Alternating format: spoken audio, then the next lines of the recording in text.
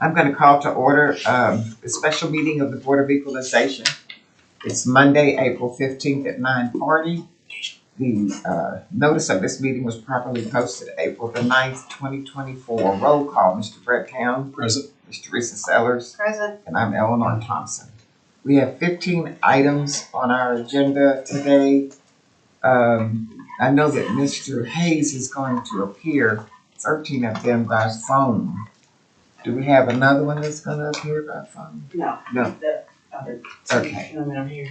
So we'll start with the first item on our agenda, BOE number 317, Mr. Brian Shuck. Okay. Here's how we're going to do this. You get to tell us what you think the fair market value of your property is and why you disagree with the assessor. Then we'll hear from the assessor, and then you'll get the final word. Great. Right, and then we make our decisions not today, but on Friday. Okay. And so we will send you notice of our decisions by letter. So depending on how the mail travels, you get it Saturday or Monday. Okay. So we'll hear from you first. This is BOE number 317, street address 24300 North Peebly Road in Luther. Number R 264043500. You'd like to have it valued at $249,000, I understand. Yeah. So let me make a little bit of a clarification on that. So what I'm requesting today is a half acre of non-agricultural land use, and the other 19.5 acres be valued as agricultural land. And so we'll get into that. That number that I put out there, the 249, is just on an estimate. Okay. Because the actual value will have to be determined by the assessor's office when they put those agricultural land uses into the system, and it'll spit out a land net value number. So I'm just kind of estimating that's what I think it would it'll land in that number once it's been put into the system. So you're asking us to classify, in other words, is it ag right currently, the whole thing? Yes, yeah, except for 1/2 acre. Okay. So I'll kind of get into it. So just to kind of give you an idea of what the property is, it's 20 acres of agricultural land. It's fenced and cross fenced. What that means is that it's fenced, the whole perimeter of 20 acres is fenced, and then inside that is cross fenced, meaning it's divided up into multiple different sections. There is a home on it, the home that I live in. It was built in 1999. It's a 1.5 story house, just a little bit over 2,500 square feet. I purchased it in February of 2022, paid $547,500 for it. That would Say that again. 547,500, 547,500 For the house or for the whole 20 acres? for the land and the house. Okay. Yes, for the whole piece of property. Okay. That would be considered a non-qualified sale because it's an agricultural piece of property. The assessor's value had it at $268,923. And like I said before, I'm asking for a 1/2 acre of non-ag use. I have a what I'll call a small cow-calf operation, currently running about 17 head of livestock on my 20 acres. So kind of what happened here is that the Oklahoma County created a new office policy in March of 2023. And they implemented it for the 2024 valuation year, and so my property was put into that. So and I think that's part of the packet. It's a 2-page deal, and we'll probably get into that a little bit later. So basically, what happened was because of that, I have a 1/4 mile long dirt road that goes from the front of my property to the back of my property. It goes right through the pasture, and so basically, what happened was that the assessor valued my dirt road as residential land, therefore putting basically a $16,000 price tag on my 1/4 mile long dirt road.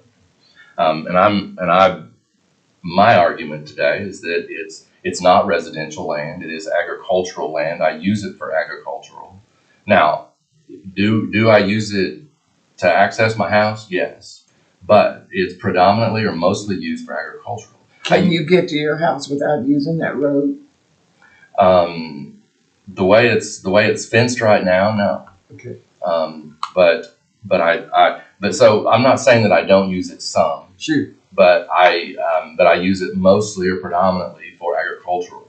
Let me give you an example. So when I leave for work in the morning, every morning and when I leave and every evening when I come home, I'm looking at all my cows. So as I leave in the morning, I look to make sure that all my cows are there and that they're all standing or they're all up. Because if I have a cow that's laying down with Just a her, moment. You need to take that. Sorry. We're Okay. gonna recess for a moment. okay, no worries. Spread. Hey, good. Hey, I'm in the middle of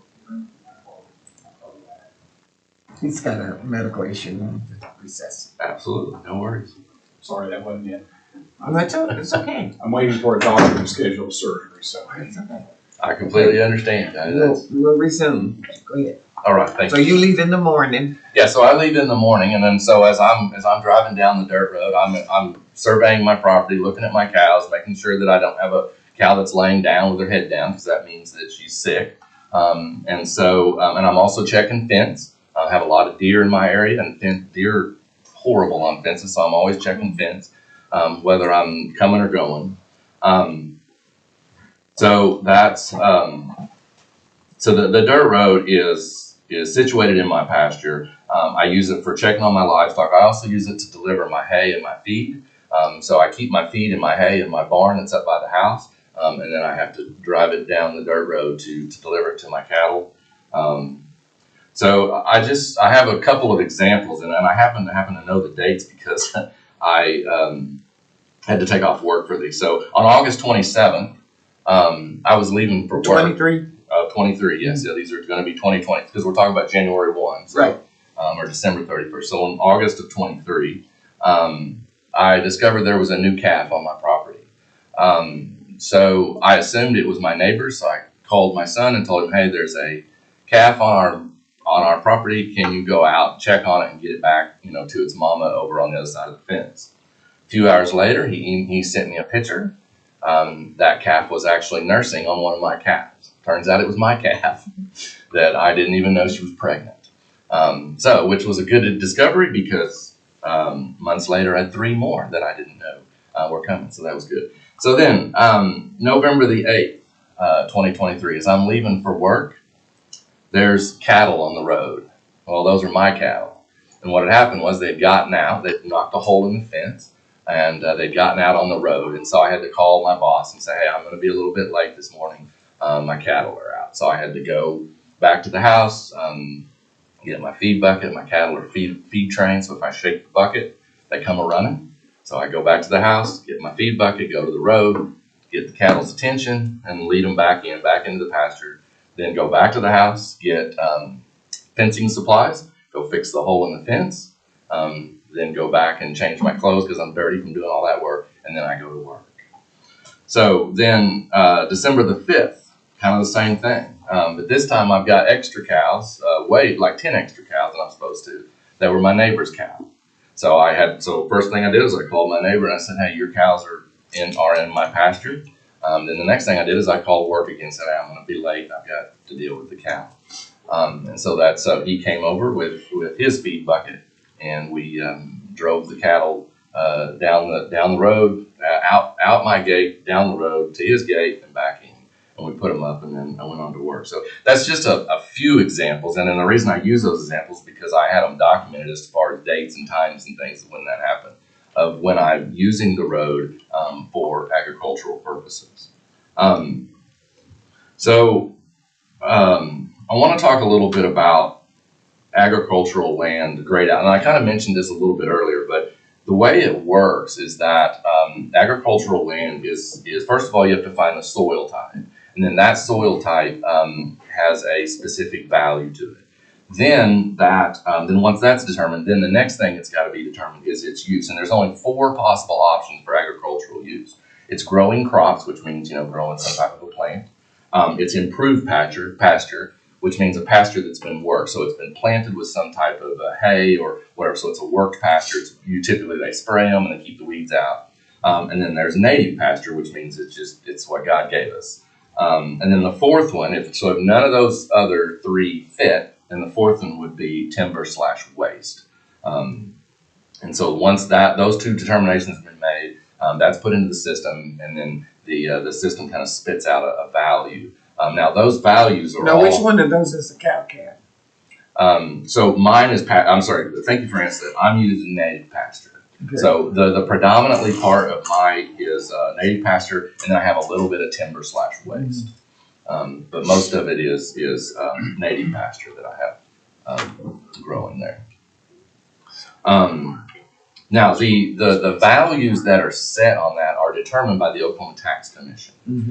They're the ones that set those rates and those per acre rates, and then those numbers are just plugged into the CAMA system, and then it's and then it generates a number on its own.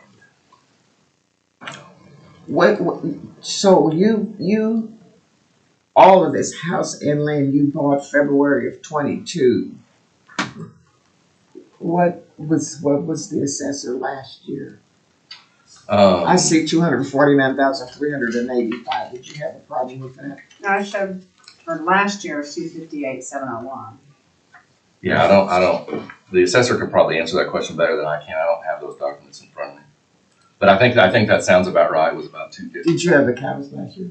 Yes, ma'am. Yes, ma'am. Yeah, when I moved in February 22, I brought my cows with me. Okay. So I had another operation in Canadian County, and I moved from there to Oklahoma County, and I brought my cows with me. Did you dispute last year? Yes, I did. I thought you looked familiar. But I didn't actually. I don't think it made it here. No, it did not make it. No, you do recognize me. I worked for Oklahoma County. In the oil field stuff. Yes, That's what I thought. Yeah, I worked for Cindy Porter. Yeah. Took my place when I left. Yeah. So I worked for Oklahoma County for about a year and a half or so. Prior to that, I worked for the Oklahoma Tax Commission for 5 years. Right. Yeah. So that's kind of how it works. So let's talk about agricultural land. So what is agricultural land? Well, in Title II, which is the title or the statutes that govern agricultural, Title II, Section 1671.7b defines agricultural land. And it says agricultural land is defined as any real property that is used in production of plants, fruits, wood, or farm or ranch animals to be sold off premises. I think what's important to point out here is that it's not only what it does say, but also what it doesn't say. And it just says that real property that is used. It doesn't say exclusively used or predominantly used. It just says that it's used. So if it's at all used in the production of ranch or farm animals, then it's considered agricultural land. And so that's what I'm here today is to prove to prove that this land, this driveway, and all my other land except for what I have around the house is considered is used agricultural.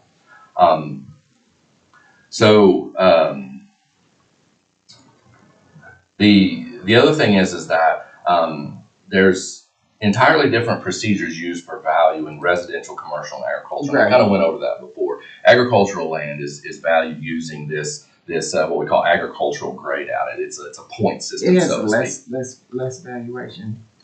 Yes, and the reason for that is because the factors are set by the Oklahoma Tax Commission, and those factors haven't been updated in many years, and so that's why that is. There's another reason that is, and I'll kind of go ahead and get into that. Is that the legislature and the people of Oklahoma voted and passed on rules to protect agricultural land, and so I want to talk about a pertinent Oklahoma Supreme Court case. It's Cantrell versus Sanders, and what it did is it substituted the term use value for the phrase. Let me back up. Agricultural land is, and this is in statute 2817, says agricultural land is all taxable real property is to be assessed annually as of January 1 at its fair cash value, estimated at a price it would bring in fair voluntary sale for, and this is the critical part, the highest and best use for which the property was actually used during the preceding calendar year. So moving on to the Oklahoma Supreme Court Cantrell versus Sanders, in that case, the Supreme Court defined that long sentence of highest and best use for which the property is actually used, defined it as use value. Yes. And so that use value is what we just talked about in grayed out. So that's how that use value is But determined. let me just stop, because I understand all that. What I'm trying to figure out is, what is it that you think the assessor did at 268,923 that did not recognize 19.5 acres of agriculture? They have it listed at 8. Originally, it was Yes. listed at 17 acres of ag and 3 acres of residential. Okay. Then during the or before the hearing, they instead of so basically during the hearing, what happened is that they originally, it was 2.39 acres of ag. I'm sorry, of non-ag that Around the house. around the house and the dirt road. So it included all the way down the dirt road. That's why I'm talking specifically about the dirt road, because it went around the house and then all the way down the dirt road. Okay. So that came to 2.39 acres. So then what they did is they originally they rounded up to 3. And so I was 17 ag and 19 residential. Then when I had my informal hearing, Raphael informed me that they decided before the hearing, they decided that they would round it down. So they rounded it down to 2 acres. And that's and so that was the decision. And so that value that's given on the informal decision is 2 acres. That's why there's an adjustment on the informal from whatever I've got. And you want us to limit it to half? 1/2 acre is what I'm asking for. Was the road there before you got there? No, the road. Did you build the road? No, the road was there. The road was there, put in there in 1999. And it's just a graded dirt road, Yes. no rock, no nothing like that. Yeah. So in 1999, it was a gravel road. Now, and he's got a picture that I'll show you. So up to the gate, there's gravel there, and then there's gravel on the other end by the house. But these two ends, so the middle is dirt. So from gate to gate, it's all dirt. And the reason is because the gravel, that gravel is 1999 gravel. And so I have to grade that road. And so I've graded it so many times that it's only dirt now. And there's a little bit of rock in it, but it's So the house was built there, and the owner had it for 3 years before you bought it. What did he do with the land? You mean the person I bought it from? Yeah. The person I bought it from also had an agricultural operation there. She had cattle and donkeys, I believe, Okay. or something, maybe horses. I don't remember, but yeah, Okay. she used it agriculturally as well. So that's a good point. I'm glad that you brought that up. Is that the land has been agricultural. It's always been used agricultural, even before the house was built, and then after the house was built. So it's since 1999. And since the previous owner, and now I'm the third owner, it's always been used agricultural. So the use has not changed. Well, let me hear from the assessor on the acreage, because that's going to be how we decided is how much of the acreage is residential and how much of the acreage is agriculture, as I understand it. So let me see what you guys did. After the adjustment, after we had done the hearing, we decided Yes. 2 acres of non-ag, 18 acres of ag. Okay. That's where it's currently at right now. And you valued it to, am I correct, 268,923? That is correct. Did you change that after you made the adjustment from 3 down to 2? Yes. So it was at 281.96 281.96. before the adjustment when it was at 3 acres. Whoever had measured that out decided that it was at 3 acres at the time, and when I measured it out, I decided 2 acres was more appropriate. Okay, tell me what the assessor had in 23. 249,385. Okay, and how much of this was? I ag? believe that this was at the time 1 acre of ag and 19 acres. Or sorry, 19 acres of ag and 1 acre of res. Okay, and in 22 it was 243,844, if I'm correct. And tell me was it a 1 plus 19 on that one as well? I believe so. 1 plus 19. So is he correct when he says that road occurred after his purchase, and that's how you went from 1 plus 19 to 3 plus 17? So there was an ag policy change that was in effect of March 1st, 2023, and there is a paragraph here that I think kind of justified the change. Okay. If land qualifies for agricultural use, only has residential and/or commercial structures situated on it, the land representing the yard lawn of the residence, including driveways, or land used to service commercial buildings, including driveways, landscaping, parking lots, storage facilities, living areas, etc., will be classified as residential or commercial as the case may be. The remainder of the property will be classified as agricultural. Okay, that got you to the 2.39 rounded up to 3. Tell me why you took it down to 2. So 2.39 is what I got. I'm not sure what the previous measurement was. Okay. But whoever previously measured it decided to put it on for 3. Okay, It was probably a little over 2.5, and that's why, and my measurement came below 2.5. okay. Okay, so as I understand it, then really the gist of the argument is how much is the road used for residents and whether the fact that it's also used for farming should dominate the designation. That's really the issue, correct? Yes, it is. It is. And you, so while you don't disagree that you have to use the road to get to the house, you're saying that, are you saying what are you using it for more, agriculture or residential? Yeah, so I'm using it for more. My predominant use is agricultural. Okay. But go ahead and answer. Yeah. No, that just, Okay. I'm So- just wondering, am I framing the real issue here correctly? Yes, but there's another issue. Okay. In that as we go through the statutes and read let me just kind of skip to it because we're gonna get in there. In Attorney General Opinion 1980, it's OKAG 253. It says the assessor may not consider as a factor bearing upon the value of real property the increased value of property would have if used for some other purpose than which it was actually used. And so I've kind of skipped over some stuff. Talking about the Supreme Court and how they established that agricultural land is protected. It's protected by law. And then the AG went in and clarified that even more in 2 different AG opinions, both in 1980 253 and then in 1999 8. They both clarified again that the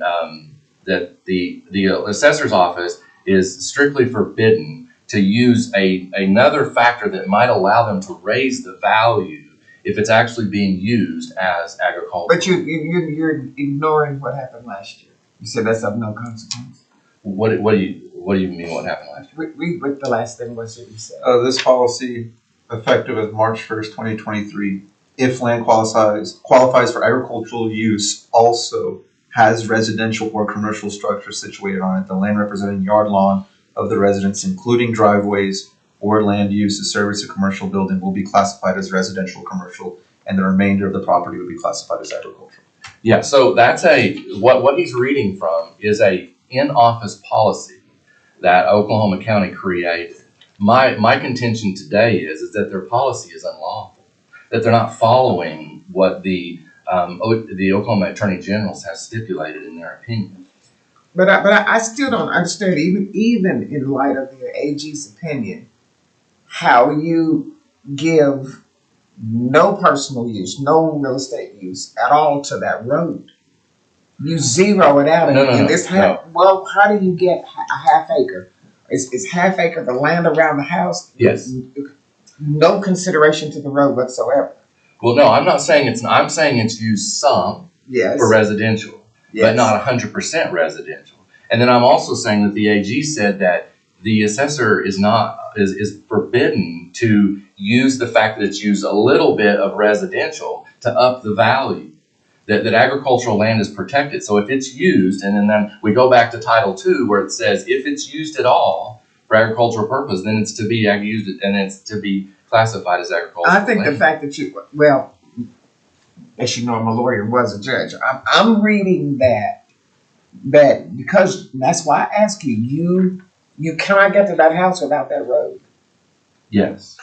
I think you cannot totally dismiss the residential value of that road. You want us to just zero it out. That's why I asked you specifically, are you getting at the half acre by just the land that's around the house?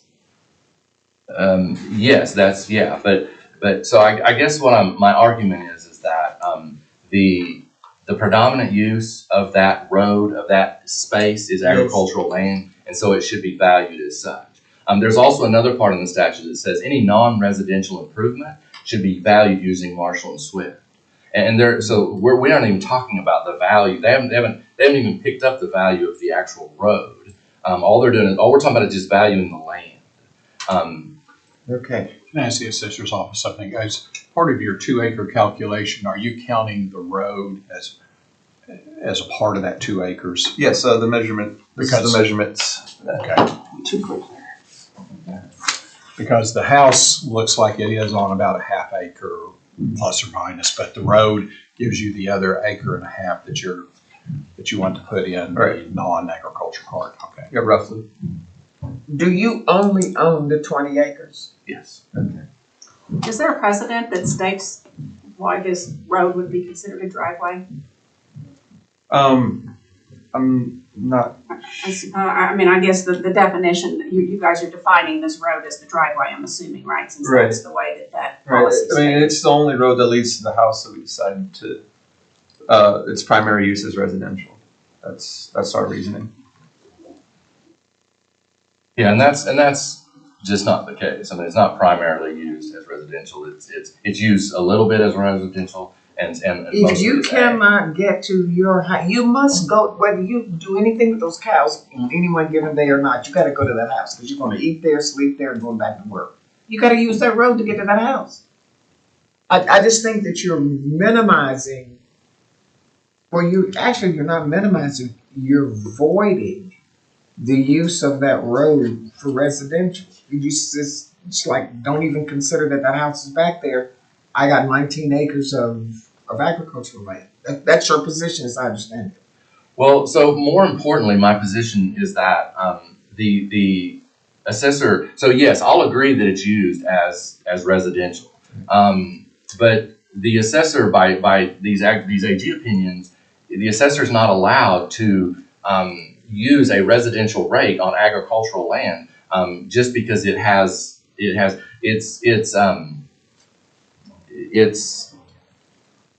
just because it has some residential value is not you just can't do it. You have to do, if it's predominant use or if it's used at all for agricultural, then it has to be valued as agricultural. Okay, I think I've actually heard enough.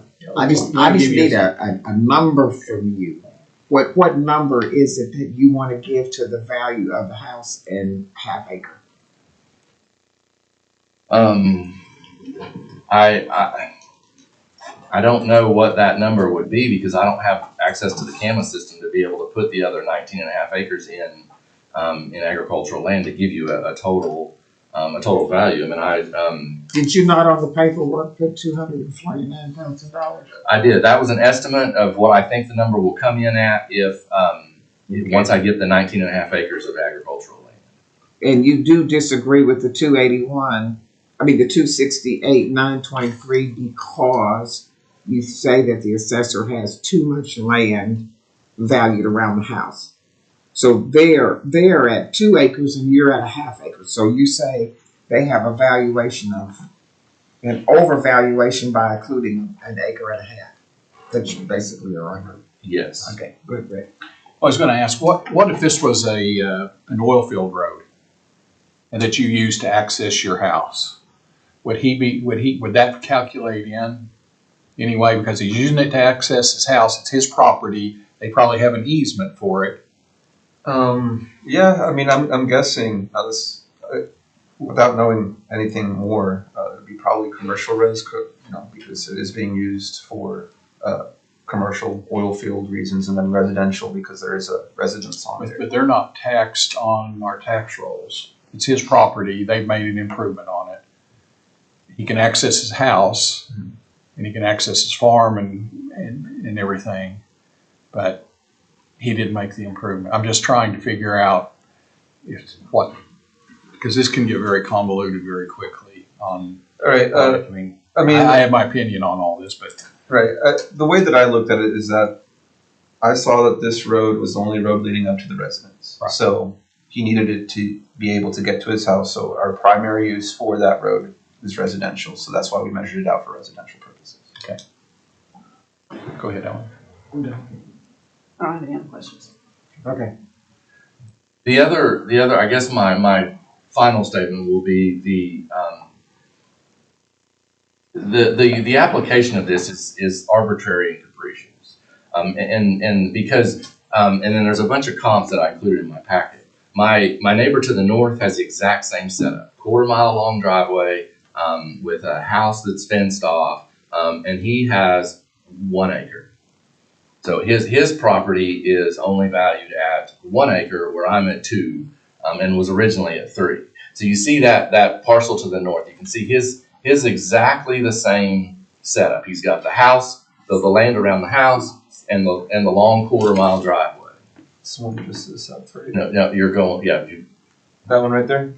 no, keep go the other direction. I'm sorry. That's what I thought. Yeah. Okay, so that's so right there where the cursor is. That's my parcel. And then right to the north is. And right to the north is the parcel he's talking is the parcel. That parcel is exactly the same, and he has 1 acre of grayed out. Did you go to that account? Hopefully we can get the land tab pulled up on that one. So the other thing is, so let me ask this question. What if that road was covered by trees? So the parcel to the south of me is completely tree, all with trees. So their road is all in trees. How is the assessor going to measure their road? They're not going to be able to, because they can't see it from an area. There's too I think many. you're setting yourself up for a judicial review of our decision. I just need to understand that you have said that there's absolutely no value that can be given to the road that you use to get to your house for residential purposes, and that's the position that you're taking. And I just asked you to give me a value. If you're going to disagree with the 268, you got to give me what you think and I'm going to take the 249 because that's what you put on your. Yeah, I'm comfortable with the 249. Okay.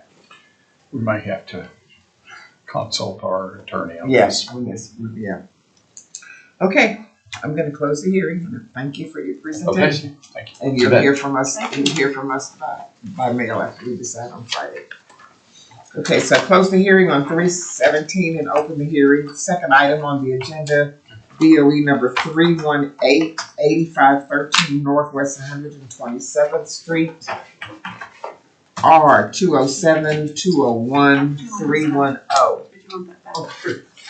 Mr. Sanchez. Okay.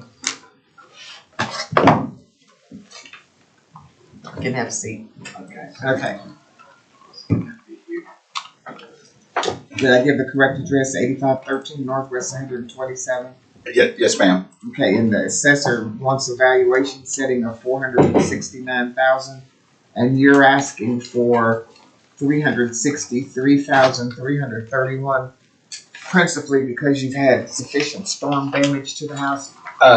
Yes, principally because storm damage has come up, and then once I received the assessor's comps to value my house, Yes. they're all incomparable. And I've put together a script that I'm just going to read from. It stays on topic, and then that will be all my presentation. So we won't be all over the place. I'm just going to read it, and then if you would allow me to do so, Sure. and then we'll just we can go from there.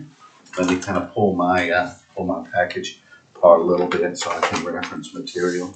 And if you could tell me, when we start off, when did you acquire this property and for how much? 313 back in November of 2014. It's a new build. Oh, it's a new build. Okay. New build back in 2014, so No. 10 years out. Oh, 2014, sorry. 2014, yes. Okay, are you ready for me to proceed, Yes. ma'am? Good morning, board. The county assessor's office has failed due process, transparency, and evaluation. Along with my request for the informal hearing, I requested the documents the assessor relied upon to determine that taxable market value of my home. Specifically, the comparable properties used to determine my value so that I can consider whether their comparable selections were reasonable and discuss that matter at the informal that was request honored. I requested an in-person informal, yet was called. The county appraiser started talking about my case, and then I had to halt the conversation to ask, is this my informal? It certainly was.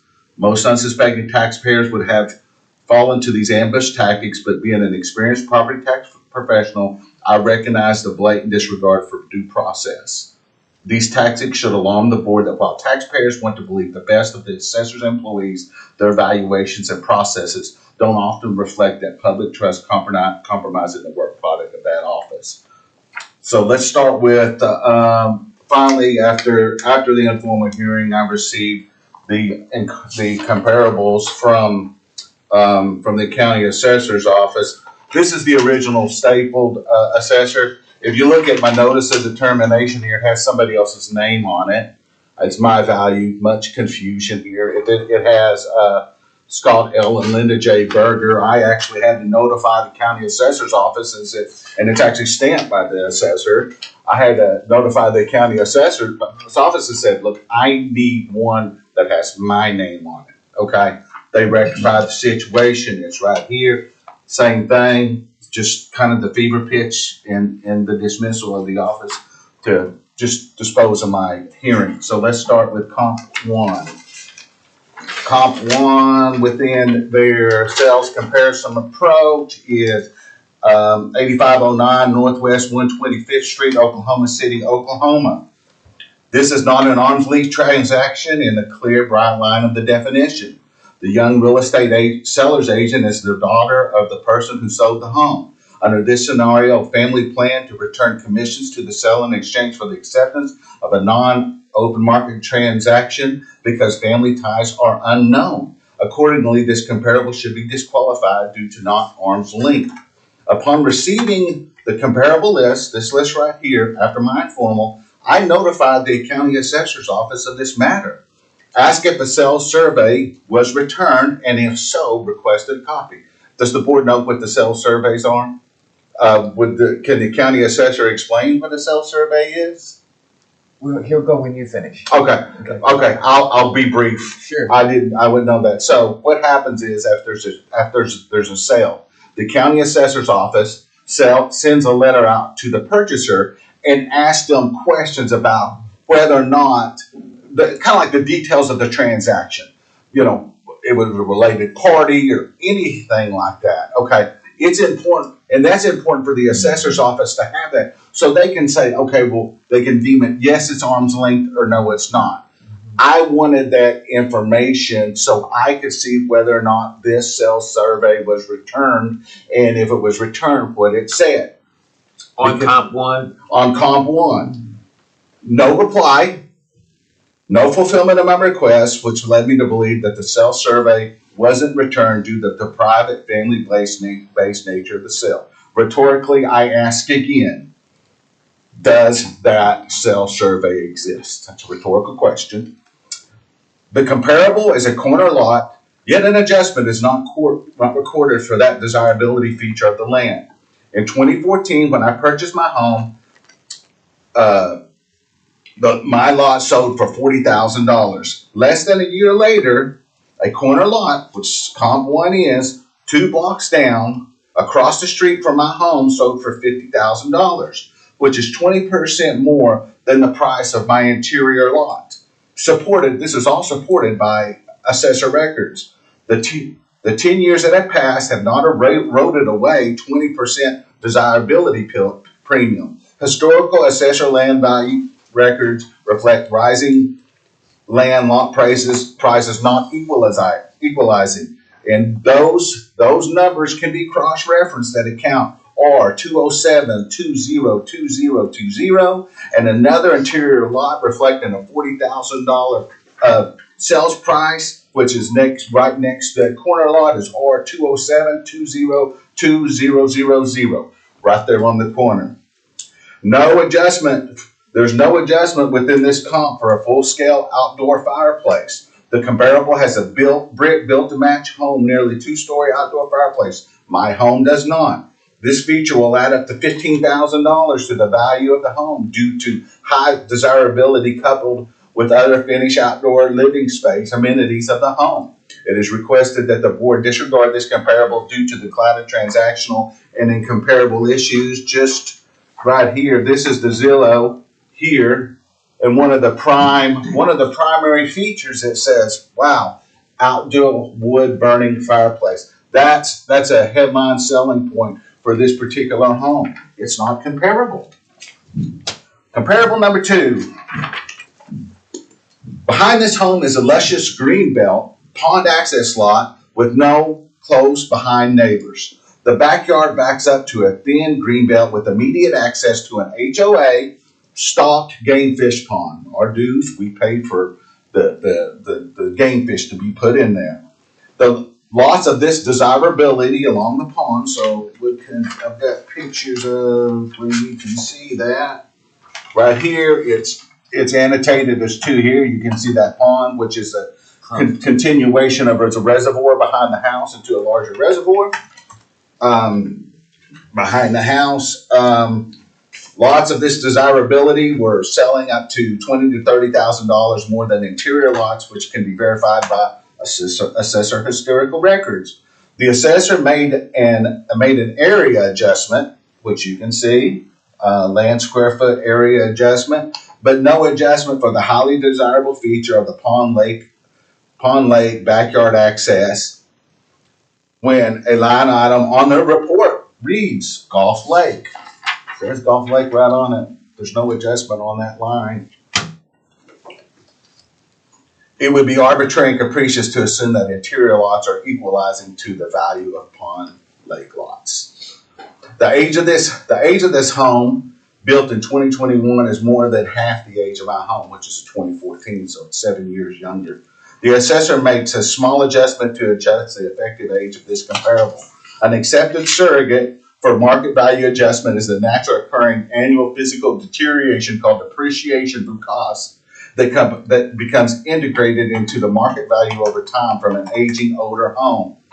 A measure of that annual amount is at 2%, meaning that each year of age, a seller can anticipate a market value of erosion of 2%, and purchasers, under the principle of substitution, will pay the same for the most superior home. In this case, a home of lesser age of this magnitude is clearly much more superior.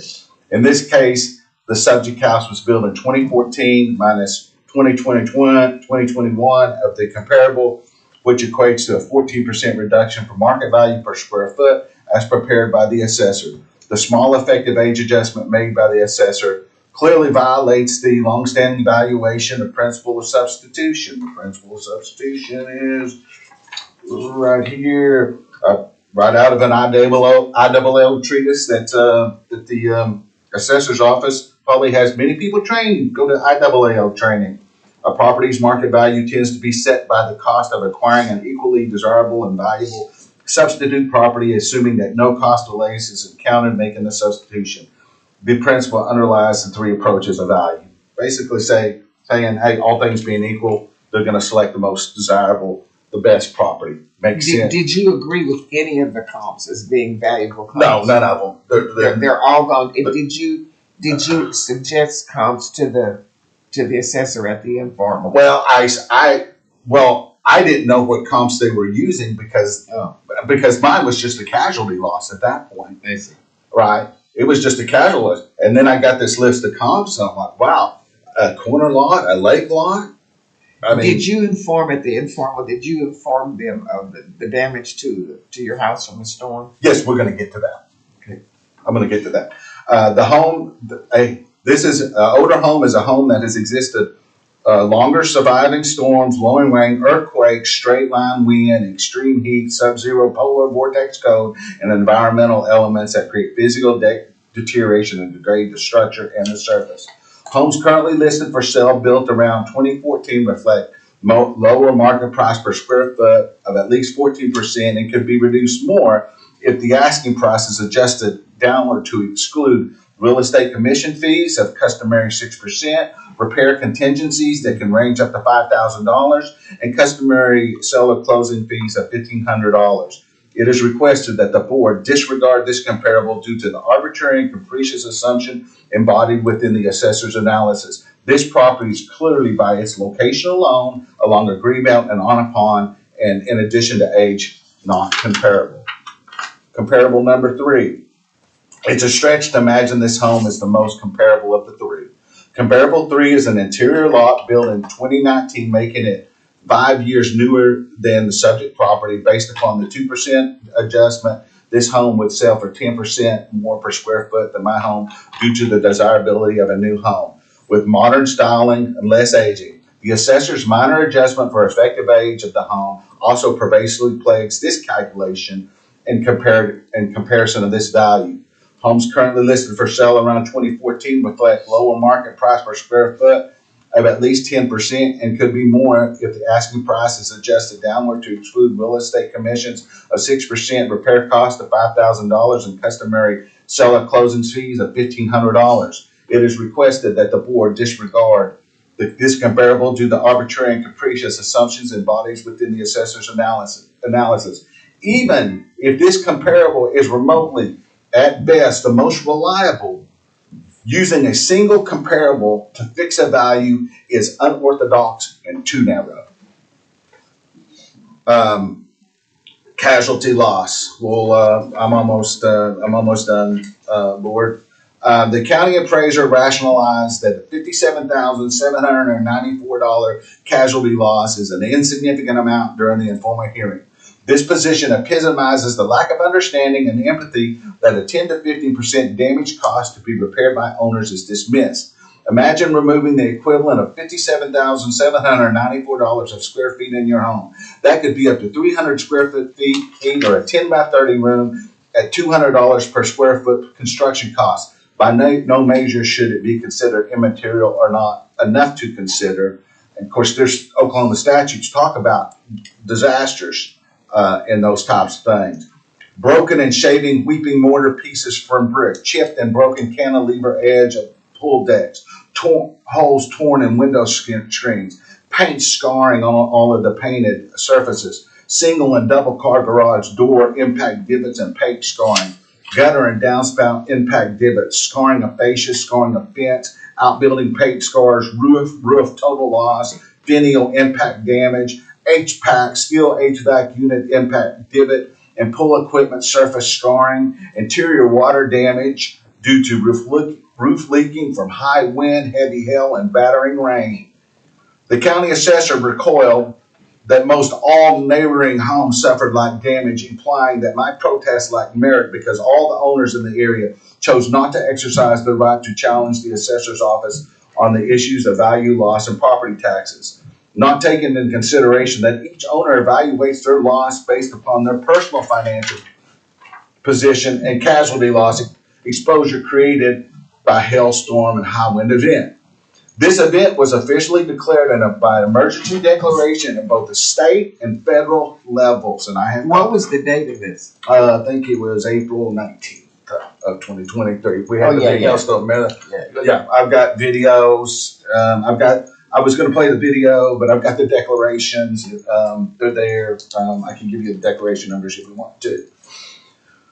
This event was officially declared an emergency declaration at both the state and federal levels. This response that nobody else protested, that rationalization is a distraction to chill the due process that's going on here and does nothing to resolve the matter. It does nothing to tell me that someone else didn't protest because it's my protest and not everybody else's.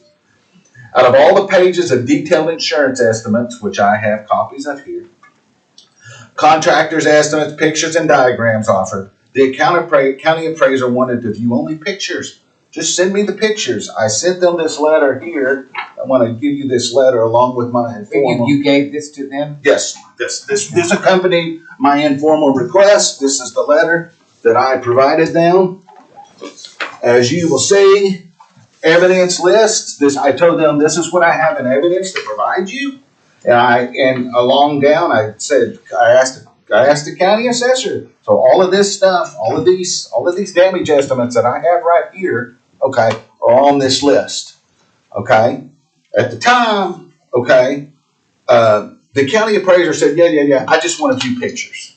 Only a certain number of pictures can be sent via email due to file size limitations, privacy. There was interior pictures of my home, of my daughter's bathroom that was damaged, and they wanted me to send that over the internet to them.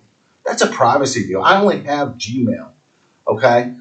And I requested a formal in the first place. It just seems like, yeah, if I want to do it, I guess I will, but that's my daughter's restroom. That is a new home. There's never been pictures taken of the inside of the home and put out publicly, like on Zillow. You won't find any pictures of my home out there. And I do that because that's a matter of personal confidentiality and privacy. On availability, these pictures can get big. It's hard to jam. I mean, I would have to end up sending 20 emails, okay? Itemized listing of damage with repair costs, estimates detailing the extent of the damage, and the third-party estimates were offered and summarily dismissed. You can see on my letter, I said here are the estimates. You can have them all. I have them. I think Okay. we saw most of those in our package. Okay. Yeah. In my profession, the inspection of a property by only viewing what is called a windshield appraisal means a conclusion of value was determined by setting a vehicle and looking at it through the windshield of a car, never diving into the details, because the opinion and the authority of the assessor office means they just don't have to. That is why we are here today. The arrogance of the assessor's office staff and their half measures to fix an excessive value. The frequent heard excuse of mass appraisal seems to be recited when the assessor's office is challenged on errors or omissions. Mass appraisal is not a license to get it wrong. Mass appraisal is to establish a starting point, then adjust when a taxpayer discovers improperly tethered comparables, as we have here. Mass appraisal adjustments are also warranted when damages are brought to the attention of the assessor's office. 3 different estimates of varying different degrees of damage. Have you had those repairs done? I've had some of them. Some I have, some I haven't. Those damages have been obviously liquidated into cash because I have to have insurance. But cash is cash. We don't tax cash for property tax purposes. Okay, and to that extent, okay, there will be disclosures. You know, there will be disclosures that will have to be made when I go and sell the home that there is unrepaired damage on the home. That's a real estate disclosure, okay? I will have to make concessions for repairs potentially. If I don't plan on selling the home. That's probably my forever home. If it's not my forever home, then I'm going to hold on to it, okay? And in ending, this is the relief side, and I'll get down to it. The accountan's office has failed to demonstrate that their 2024 values are reasonably or remotely supported by any evidence offered at the informal here today, and at the informal and at the hearing here today. Moreover, the evidence submitted by the county assessors contains incurable flaws that operate to the detriment of the taxpayer and only favor the county. I found no error that favored me within this entire adjustment here. It is requested that the board decide in front of the taxpayer by entering the market value and taxable value of $362,331. That amount is determined by the market value of square feet of $150 adjusted for an adjusted value of $403 less damages of $40,169, absent any reliable comparable information data provided by the assessor's office. The value, taxable market value, should be returned to the 2023 value of $363,331. Thank you. Okay, we'll hear from the assessor. Okay, so yeah, this was a qualified purchase back in 2014 for $313,000. The 2024 value and notice of decision $469,000, which puts it at $174.35 per square foot. Last year's value in 23 was $439,000, which was at $163.20 a square foot. The original informal appeal value request was $415,048, which would be $154.29 a square foot. The new value coming into today, he's requesting is $363,331 a square foot. The owner, Mr. Sanchez, did provide plenty of evidence showing what he thinks is damage. It's merely cosmetic when you take a look at it. Have you had a chance to look at all those pictures? Okay. There's nothing there that states The roof wouldn't be cosmetic, would it? we don't put much. Now, if there's like a significant hole in the roof or there's anything like that, then we might look at it. But I mean, we see some. Was your roof replaced? Yes, it was. The whole roof? The whole thing. Just one minute. And I do have the divots, I do have the estimates in here for the garage doors, though garage doors aren't No, cosmetic. Okay, go ahead. I'm sorry. He is on the major intersections are North County Line and Northwest 122nd, just south of the Turnpike. He did put on the appeal that he wanted it to be in person. But if you wanted to be in person, you are more than welcome to come in person and speak to the appraiser. I know it says you want in person, and you can do that and present all the evidence to us. And the appraiser that did this informal has nearly 20 years worth of experience, so I put very much stock into the work that he provides and the evidence that he provides. He chose the 3 best comps. I looked at these comps in great detail, and I support the evidence that he brought upon us, and it supports the current value that he's at right now. Are they neighborhood sales? Yes, their neighborhood sales are all valid sales, all qualified sales, and we have no record of comp 1 being a family transaction sale. It was a valid warranty deed, and it was shown by our sales analysts that it was a valid qualified sale.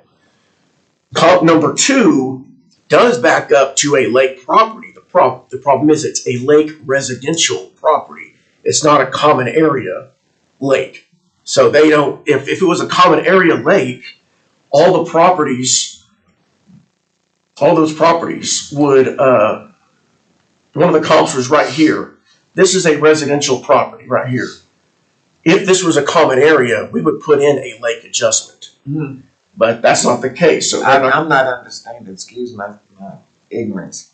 Say that again. This is a resident. yeah, this is a residential property. Oh, I got you. Okay. This one, sorry. Okay, sorry. And one of the comps right in here backs up to this I got property. you. Yeah. It's not their lake. It's not their lake, yeah. Okay. So it's not a common area lake, so we don't put that in there as a golf / lake adjustment. But a comp on the other side, on that larger lake, you would consider. Yes, so if there was, these all right here will have lake adjustments because they back up to, Right. yeah, they all back, because even like, say if this parcel wasn't on the lake, then we wouldn't have a lake adjustment. But this does have a little bit of the lake running through it, so this parcel has a lake. They are receiving lake adjustments because this is all common area right here.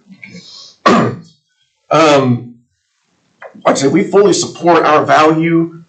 We are very professional in what we do, and I do want to mention that Mr. Sanchez says that during the informal, that we are very chummy with the board. So I don't know, I just think that's a little bit uncalled for. But like I said, looking at the pictures they provided, he provided a good report of everything that he thinks should have an effect on his value. But I mean, having a little bit of a nick in the fascia or a little bit of a caulking issue in the pool doesn't scream, oh, I need to have my property value lowered. Okay, comp 1 we discussed, that was the family member that you say you have no evidence. Generally, for a comp to be invalid, we would say that it was lower value and not an arm's length transaction. So that was number one, your response was you didn't have But any was there a evidence. sales survey received No. for comp one? There's not, this is comp one right here. This was a valid arm's length transaction. August of 23, we've got no record of this person being related to this person. Yeah, and you have no control over But the- whether they responded to your Right, yeah. requests. And even if, Yeah, there's a contention that there was someone in the realtor that handled the transaction. That wouldn't invalidate it as an arm's length, right? if we had found out that there was a relation of some sort, then we would more than likely invalidate Not that. between the buyer and the seller, but the realtor handling the transaction. Correct. Would invalidate that it wouldn't make it an arm's length transaction. Yeah, if we had record of that, and we don't have any kind of record of that, and then we don't send sales questionnaires or sales letters out to people requesting it. That's a personal matter. But even if we had we don't have a sales letter for this one anyways. And sometimes we have a 2023 MLS listing for this property. So if we have that, then that's going to be, we've got enough evidence here to look at that and see, okay, this is a valid transaction. It's a warranty deed. To us, that's enough of a qualified sale. Now, if we had no MLS listing, no kind of evidence, and we saw that the value was a little bit off kilter, what we typically do is we will send sales questionnaires out to whoever owns that property in hoping for a response. And if we get a response, we can decide if it's enough to qualify it or unqualify it. There's an assertion that a corner lot gets an adjustment to just an inline lot in a neighborhood. Is there such an adjustment on your calculations? There's an adjustment on the land square footage, but is there an adjustment over and above that? Because I did see that the land square footage is significantly higher on comp one. Which would be, but this would be similar to a lake adjustment to me. Right. There's no such thing as a corner lot adjustment in the formula or in your report. No, and not that I know. I know we do have we do an adjustment for like cul-de-sacs. Right. And there may be, now I know that there are corner lot adjustments in commercial, but for residential, I don't know if we have and I can look, but let's see. That's just the first time I'd heard that brought up Right. in a hearing. So let me see if I can. So these are, this is where our adjustments will be in here in the land tab. Sidewalk, curb, asphalt, all utilities. I've got two more here to look at.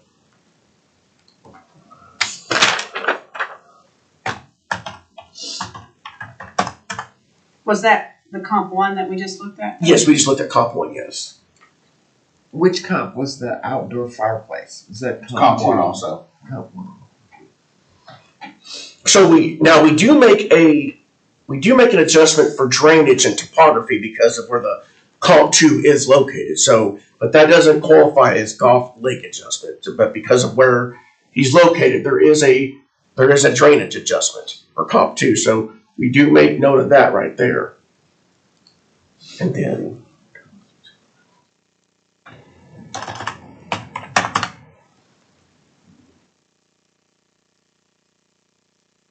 this is where the other one is, across from that property,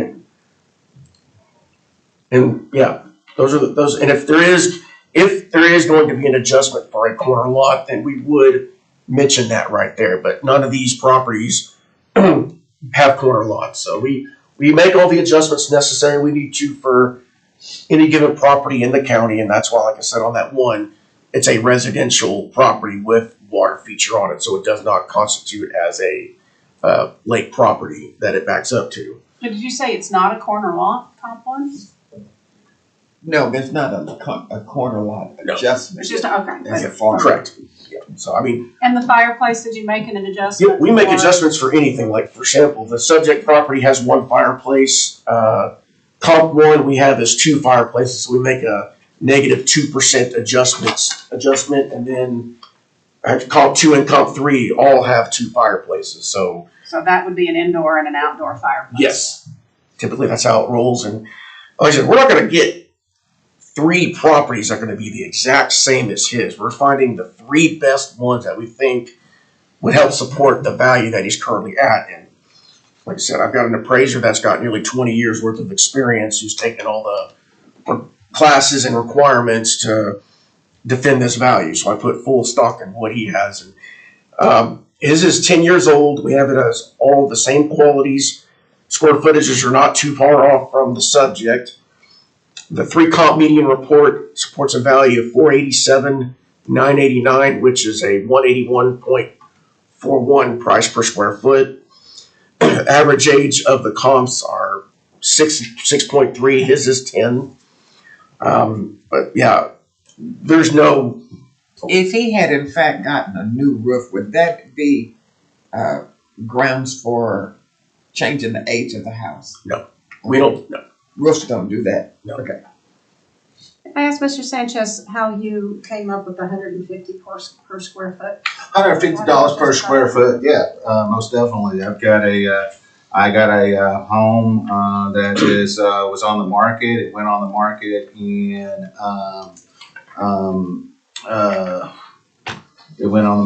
in late December of 2023, which means it was on the market In your neighborhood. in my neighborhood. That's right, at 8604 Northwest 126th Street. It's on for 152. That's what it's listed, 152. As a matter of fact, the listing history is they couldn't sell it for $152 square foot. They took it off the market and they put it back on the market for $152 a square foot just to refresh the value, to move it up in the MLS. That's this house right here. Did you present that to the assessor in the informal, or did you have a discussion with him about No, that? I didn't know Did that. not? I didn't know that these comps were so out of line with. I didn't know that they had used comps that were so out of line with the actual with my home. I thought that they were going to be reasonable. So you arrived at the 363 because you employed the $150 per square foot? Yep. Or Yes, ma'am. That's, okay. And you did the 150 because of what you saw another house in your neighborhood listed at? Yes, Okay, so what kind of a discount, if any, did you give for damage? about $40,000. Okay, now, you do understand that you got a 10-year-old house and you are. The last time your house was valued at $363,000 was prior to 21. Yes, I understand that. Okay. I want to put faith in the fair treatment of the assessor's office, and so I roll with it. But when a year comes up, I want to put public trust in. But when it comes up and I have damage to my house, Yes. and then I get a 15% increase that same year, near a 15% value increase in my market value, I tell them I have damage. Okay, I told them about the clouded transaction of Comp 1.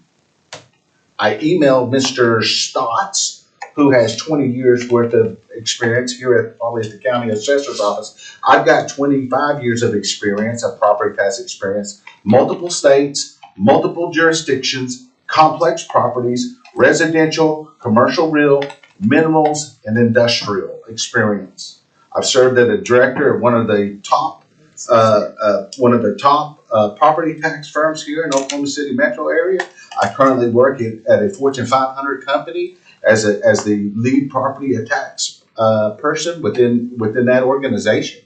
So I understand 20 years of experience working in one office and everything like that. But I've seen different jurisdictions. I've been at hundreds of protests in dealing with billion-dollar properties, mineral properties, commercial real estate properties from Pennsylvania to Louisiana to Kansas to New Mexico to Texas. And so I have experience, not just in one office. Now, the assessor had indicated that you originally requested $415,048, and Yes. then you dropped it to $363. Yes, So, and that when you dropped it to $363, was that after the informal? I dropped it to 363 after the informal when I found out how woefully incomparable their comparables were. how they put me on a corner lot with no adjustment. They put me on a lake lot, which, I mean, you look out the backyard, you see the lake, you jump over the fence, you have a gate that opens up, you go throw your fishing rod into an Oklahoma reservoir. But I don't understand the correlation between 415 dropped to 363 because of their comps. What is the? Is the casualty brought me down to 415? The casualty loss brought me down to 415. Okay, I got you. And then their comps pushed it down all the way back. Their comps are inbound. What I do was- want to what point out was- that he's not on a corner lot. What was, I didn't ask, what was your median? Sorry. On your comps? 487,989. What was your mean? I gotta pull that up, sorry.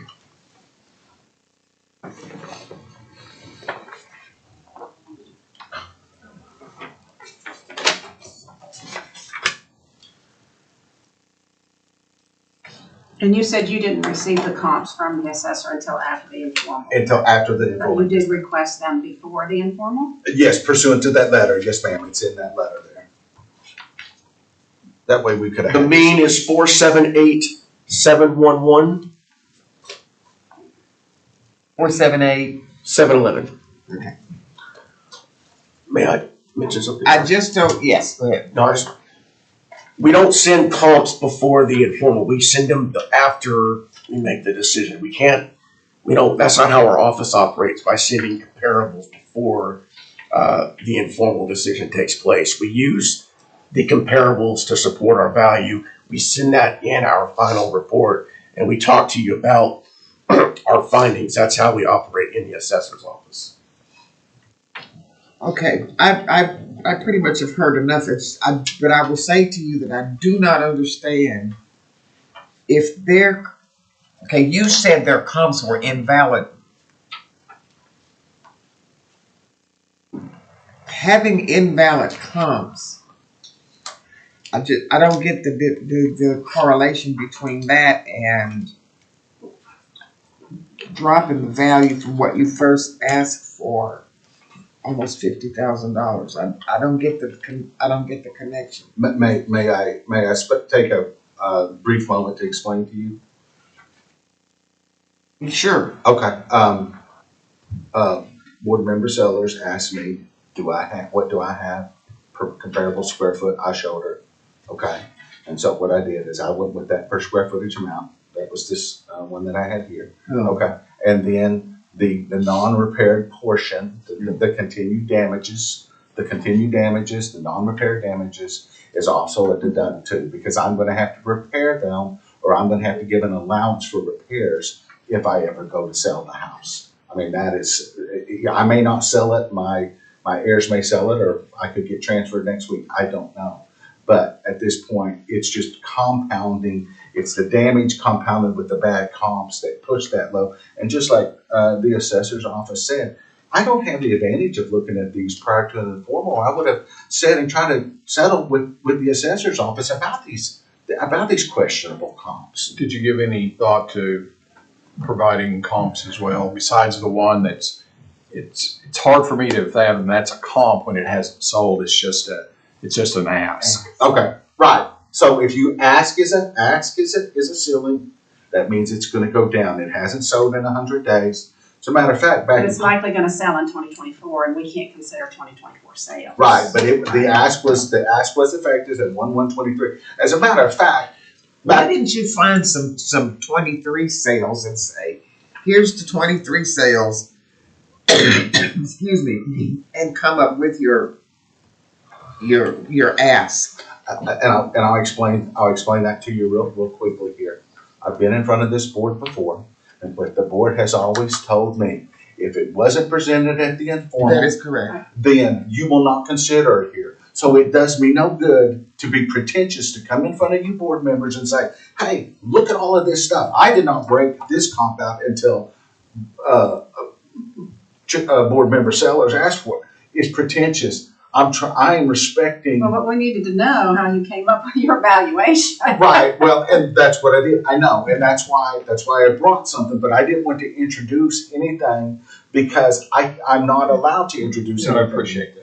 And I'm being respectful of the board because I've been here before you all before, and I'm trying to respect the efficiency of what's going on in the process.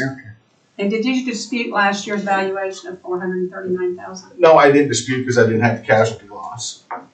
And then I've got two things. But you gotta understand, so you didn't dispute, because you didn't have the casualty loss. No, Never mind. I'm rolling. No, I'm trying to make it, I'm trying to get it in my head. We will decide on a value based upon the rationality of the value asked. And so I'm trying to understand, if you could not disagree with 439, then there has to be a correlation between the loss that you suffered and the diminution of value off the 439. And you did, and came up with 415. The loss was the loss was the loss. The bad comps has nothing to do with your loss. You either lost to sustain that damage or you didn't sustain that damage. It has nothing to do with their bad comps. Correct?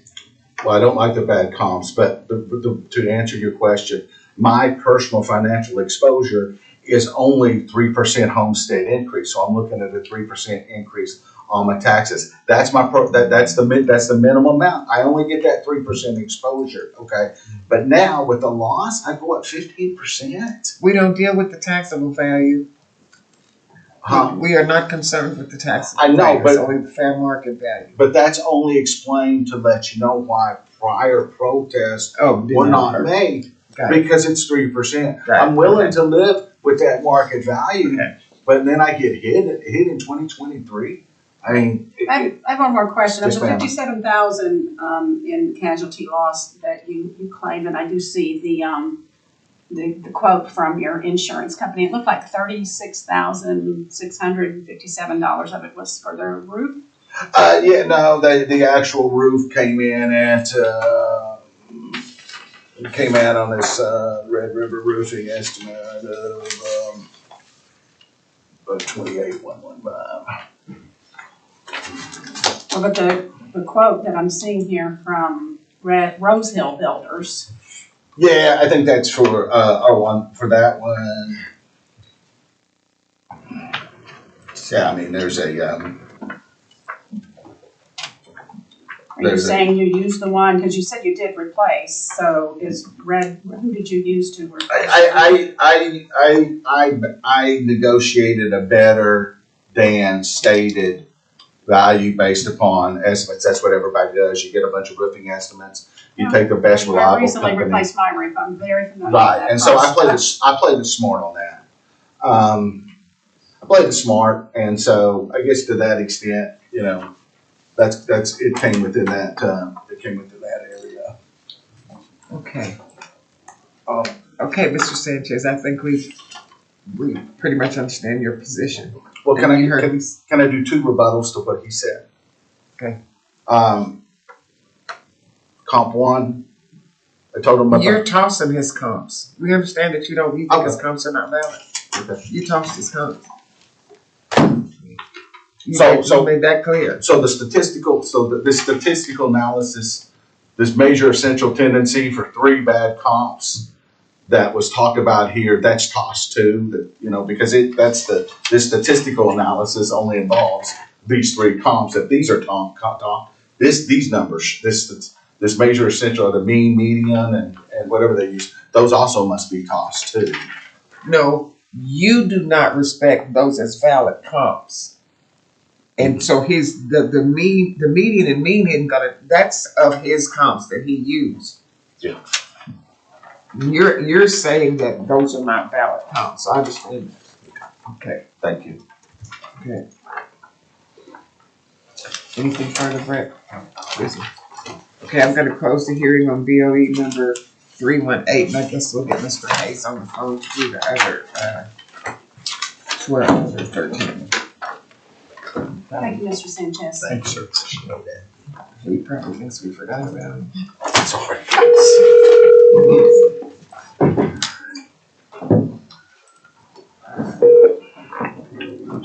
Good morning. Okay, Mr. I know you thought we forgot about you, but we had two hearings before you. It took quite a bit of time.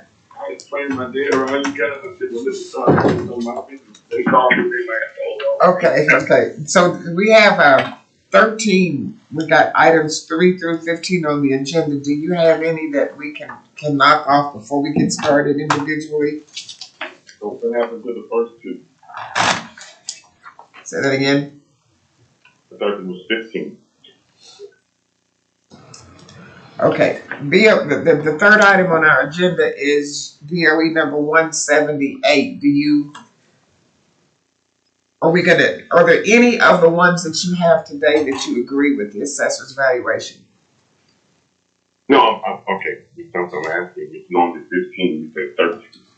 We had two that were local before yours. We're handling 15 total a day. Yeah, okay. You said 13. So I was like, okay. So we're handling 13 of yours, starting with BOE 178. Wait, now I go by the R numbers. Okay, so the ones that I'm taking off today are R15407155. BOE 180, I believe, 154071525. That's correct. So that's item 5. Okay, BOE number 180 there. So you agree that the fair market value of BOE number 180 is of $157,000? Yes, ma'am. All right, I'm going to entertain a motion. I move on item number 5, BOE 180, that we set the fair market value of this property by mutual consent of both parties at $157,000. A second. All in favor? Aye. Okay, next one, Mr. Hayes. The next one would be R1821214880. 182, item number 7. Okay, 1516 Vulcan Circle. You agree that BOE number 182 should have a fair market value setting of $217,500. That's correct, ma'am. I'll entertain a motion. I'll make a motion on BOE 182 R1821214880 to set the fair market value of $217,500 by agreement of the parties. Second. All in favor? Aye. Are there any others, Mr. Hayes? Yes, ma'am. Number 9 R18322510. Okay. BOE number 184, do you agree that the assessor's valuation is correct at $310,000? Yes, ma'am. I'll entertain a motion. I move that we approve, or that we set the fair market value of BOE 184 at $310,000 by consent of both parties. I'll second. All in favor? Aye. Any others, Mr. Hayes? Yes, ma'am.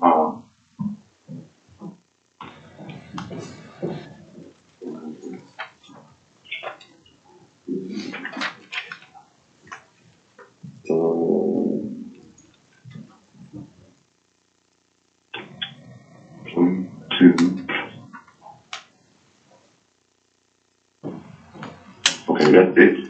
The rest of the house is personal. Okay. All right. So we'll go to item 3 on the agenda, BOE number 178, 4900 Jeffrey Drive, R15330-3000. The assessor is requesting a valuation setting of $320,500. And Mr. Hayes, if you have a different number, I have $264,450. That's what I was trying to ask. We're skipping number 1 and number 2. Well, Items 1 and 2 were not your disputes. Those were other taxpayers, other property owners. 317, number 317 and number 318. My number 1 is R264043500. R2640435. we just did that. Yeah, those are not yours properties. Oh, she sent them to me like they were mine. I sent you the agenda. They're on the agenda, but they don't have your client's name on there. Oh, I thought they were mine. Well, okay. When was she sent these to me? They're not mine. Okay. So now I'm caught up now. Okay, I'm sorry. We're on BOE 178, 4900 Jeffrey Drive. You got that? 15330 3000. Hold on one second. I was trying. I spent. That would be item 3 on the agenda.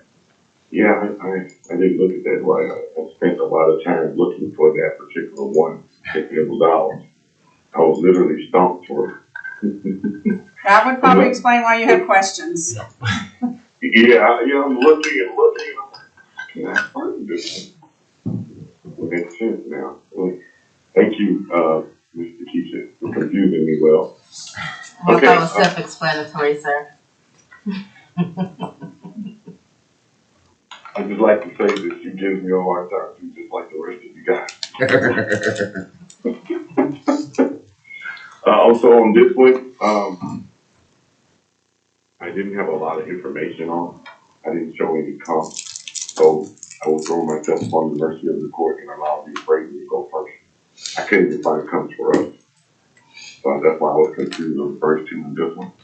Okay, where's Miss Sessom? I'll go first for this one. Also, it's Cole McCarthy again for the assessor's office, but for the future, we are not going to go first. So this one, BOE 178, located on 4900 Jeffrey Drive in Dell City. In 2024, it was valued, let's go ahead and do intersections first. The major intersections are Reno and Sooner. Oh. In 2024, this year, we currently have it valued at $320,500.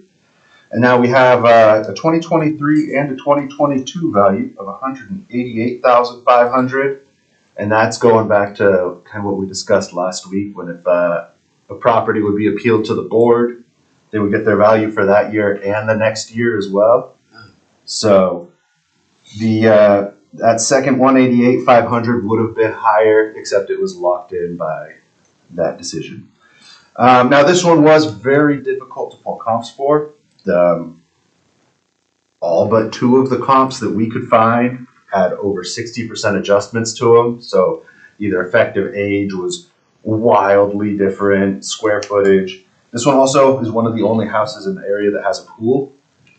But so yeah, let's go ahead and go back to those comps for me real quick. And actually see the pool on that picture there. But we only found 2 comps that even came close. And that's just the unfortunate part of sometimes you don't have the sales. This is one of those ones where it would have been great to have rental information, so we could have considered the income approach. But without that, we had to go off of the sales that we had. None of their comps worked either. So just from those 2, we have a maximum sale price of $338,753.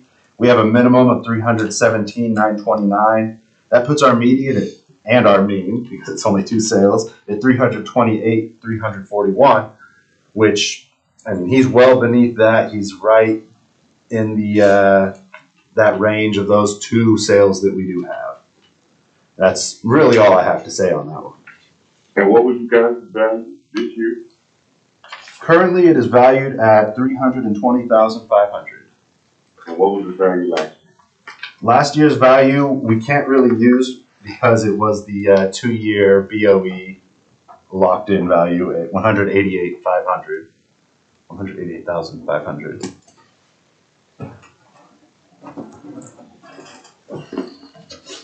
Okay. So, can I speak now? Yes. Yes. One thing I've noticed is you don't have any comps, you're still raising value. So I'm gonna make it very simple. I understand the concept of valuation. Valuation, for tax purposes, is supposed to be based off the market. What I normally ask for when we have no sales in a certain market, a certain neighborhood area, community, where no one wants to live. So I normally don't like to raise value because nothing's moving. It's not fair to the other people in that neighborhood. Right, 10 houses or 100 houses. there's not enough to sell in that neighborhood, why are you raising that? So I still added 112, which is what I've been doing. They added about 22,620 to it. So what valuation are you asking for, Mr.? 310,000. 310,000? Okay, thank you. And so I'm sorry, how did you come to that? For 12%. 12%? Yes. Over the 188.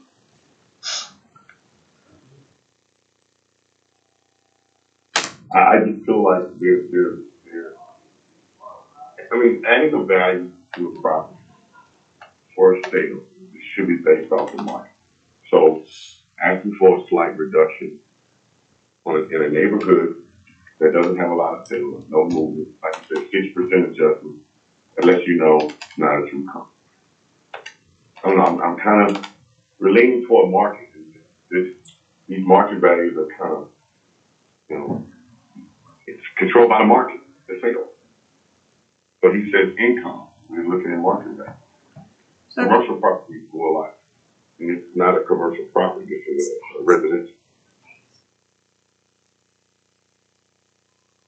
Mr. Hayes, I'd like to ask the assessor a quick question. You indicated that his comps, you couldn't find any of his comps. We didn't get any comps in the package for this one. Okay, that might have been, I didn't actually make the note there of which one. I basically tried to rerun all of his comps on any one that we provided that had less than 6. And I didn't actually write down whether, if you want to go look, we might not have had comps for this one. But, It's hard to find. So. yeah, because it is very Well, that's why I difficult. was curious whether or not they provided any comps. They did provide one comp, One time.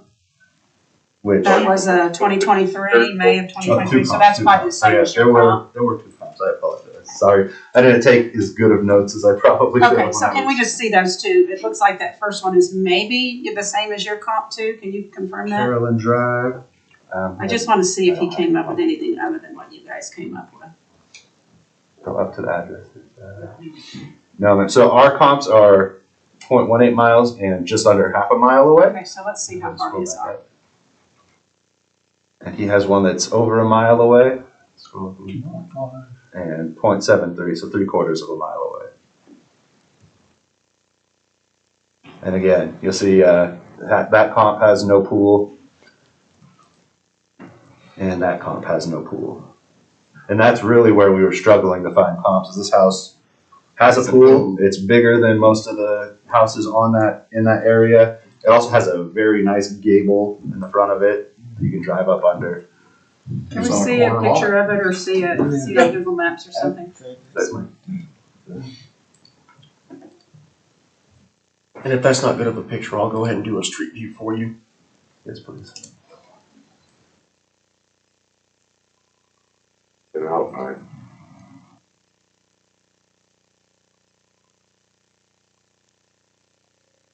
Nice neighborhood.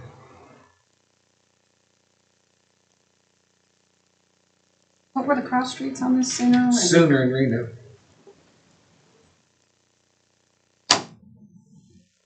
Delsity. Mm-hmm. It looks like a house Basically, in it's an Greens. outline. Mm-hmm. Oh, it's a corner lot. Mm-hmm. We know all about those corner lots.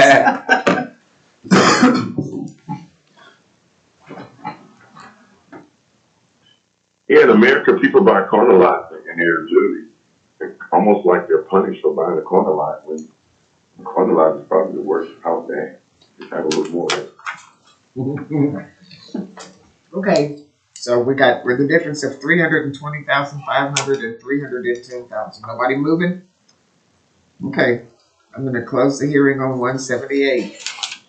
And the next item on the agenda is item 4, which is BOE number 179-2121 County Drive, R 153-361-585.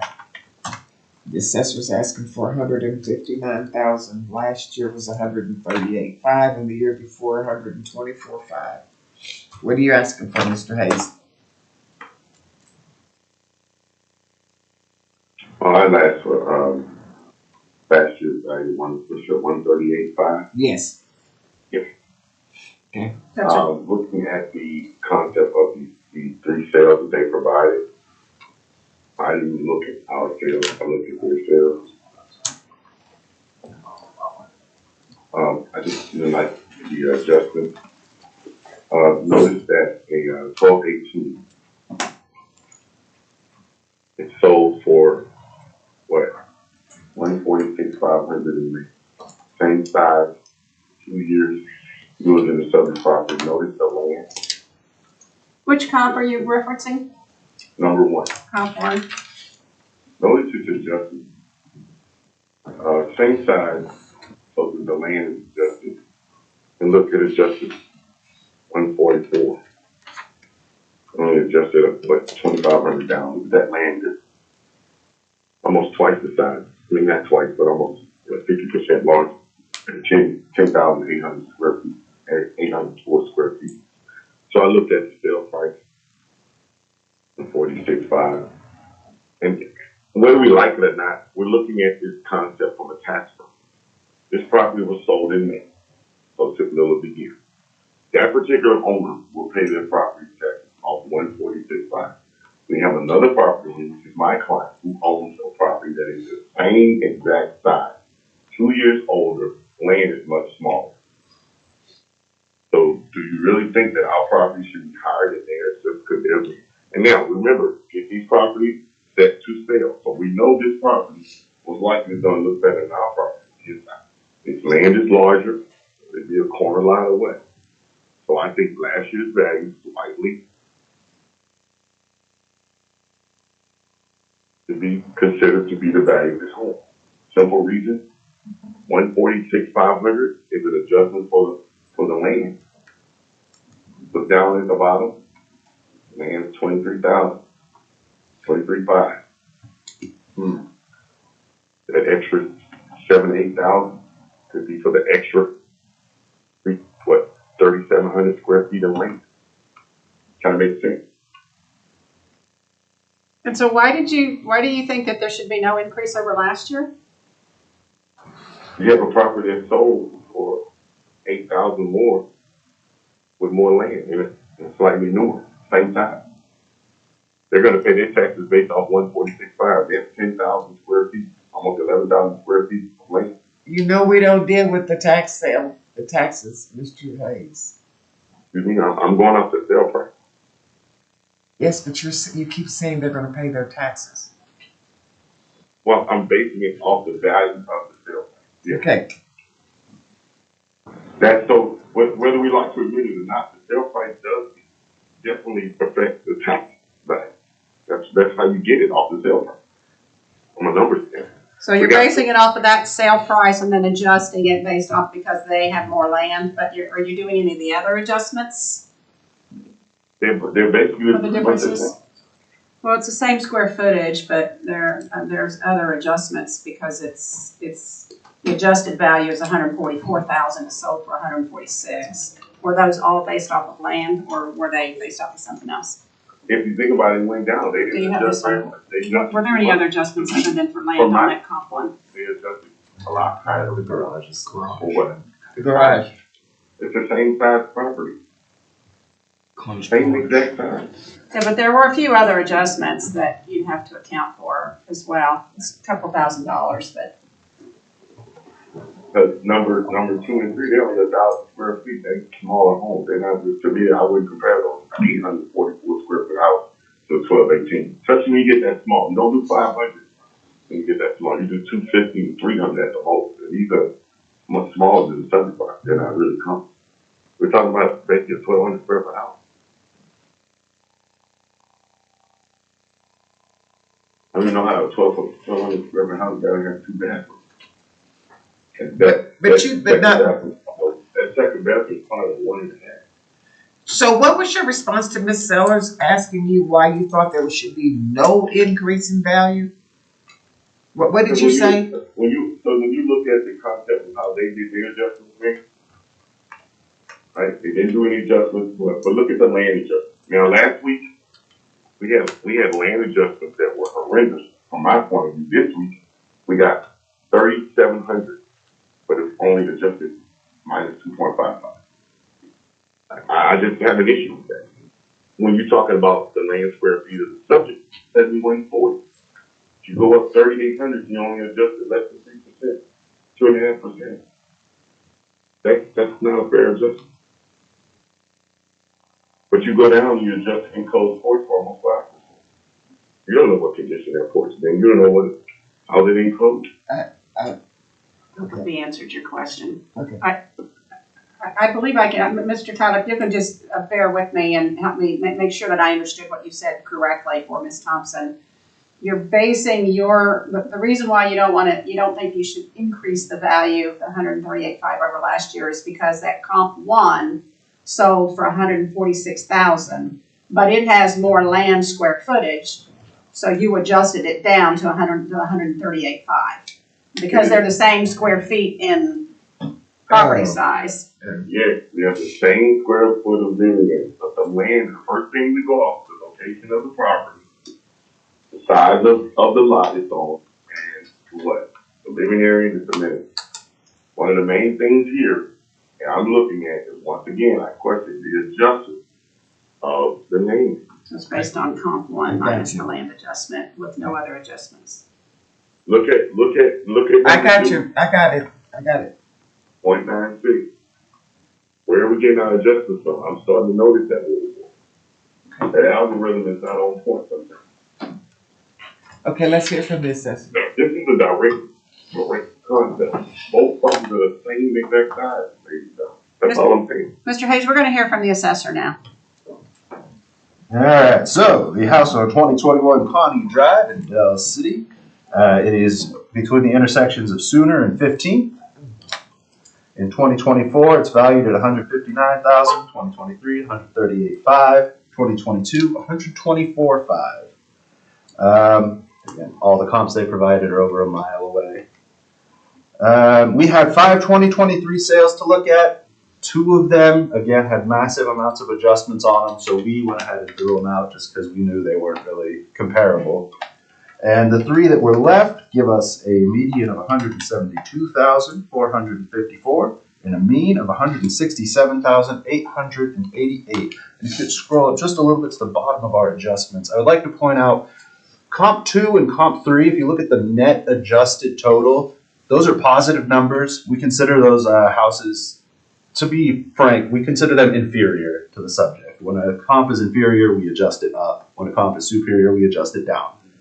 So these 2 houses are considered inferior. Go ahead and scroll up a little more.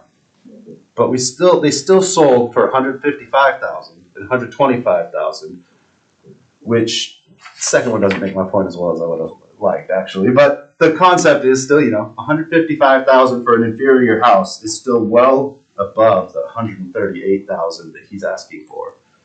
Comp 1 is quite comparable, and that's $146,000 adjusted for time.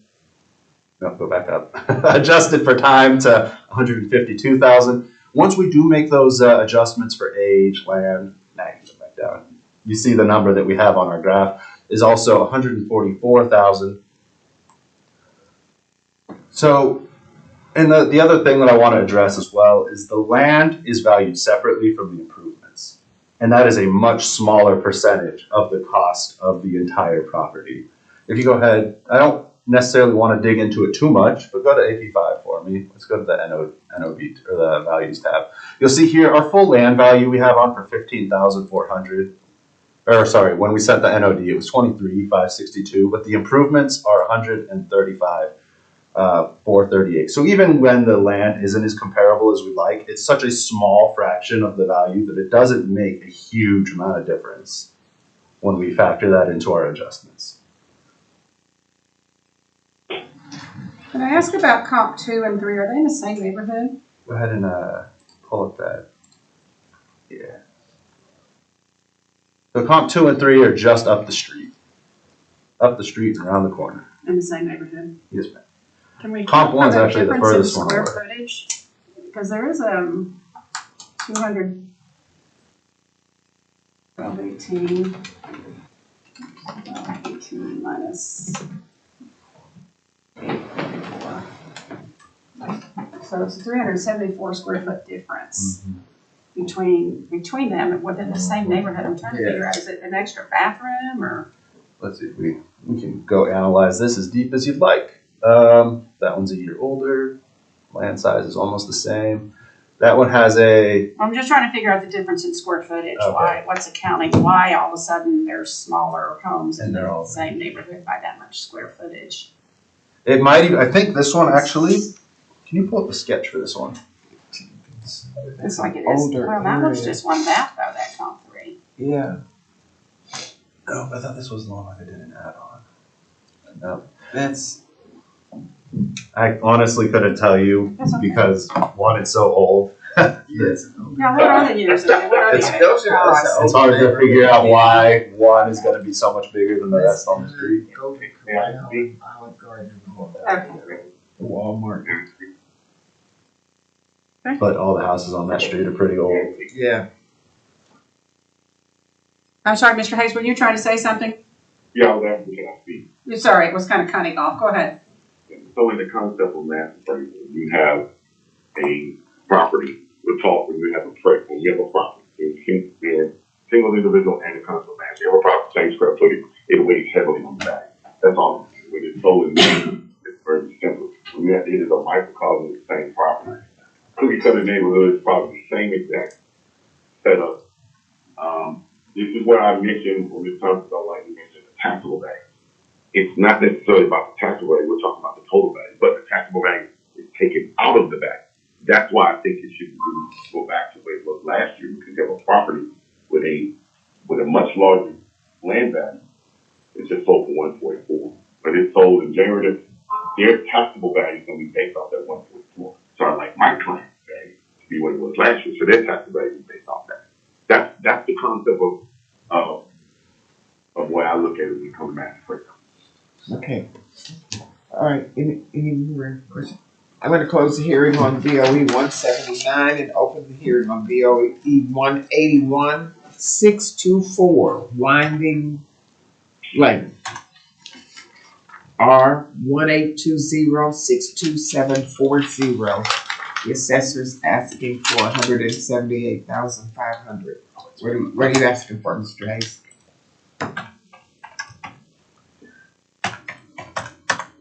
Asking for 170. This is basically the same. I mean, this is another situation of the same. We have a property, 1,140 square foot. Let's look at all these comps. Okay. This is getting a little out of here. None of the comps are close. They're all larger. The closest comp is number one, 1,140 square feet. The next comp is 400 square foot large, the next comp is 441 square foot large. So I'm trying to see where we're getting these comps from, because like a friend of mine said, me no life, these are kind of crazy. Are you're talking about the assessor's comps? Yes, Are we on 181? BOE 181? The assessor's comps are all, I mean, one of them is exactly the same, and the 1,140 is the subject. oh, I'm sorry, I'm looking at the wrong one. I apologize, sorry. This is 2740. Yeah, I was looking sorry. So we finished that one. Oh. Okay, so once again, this is the same. I looked at separate property. We have property page 1140, very 1 year north. Its land is a little bit smaller. We only adjust. I'm sorry, that's when I came up to 173. 173? Yes. Because I did a slight adjustment for the land, because this land is actually smaller. But notice that it's the same exact size. Trying to outrun the first two properties like it. So I did a slight adjustment for the land, because it was a little less than 1,000 square feet smaller than the southern property. And the land value was 28,000. So it close to a little bit more. Y'all had 178.4. I did an adjustment and I got 173. Number two is the exact same property. When you have the exact same property, I'm looking from a taxpayer. Let me take out the value concept. Let's look at the taxpayer. if I have the same property, same exact size, pretty much the same year, shouldn't you want to pay close to the same value that the next person paid? That a person paid 170. My lane's a little bit larger. 1 year newer, that really doesn't matter. But look, they still adjusted a whole point for 1 year, 0.99. That's interesting to me. So with that being said, You think there should be none? well, look at the difference of the one we owed it, 0.96 for the year. How is the one that's 1 year adjusted up when they only adjusted? So I don't think that 50 years.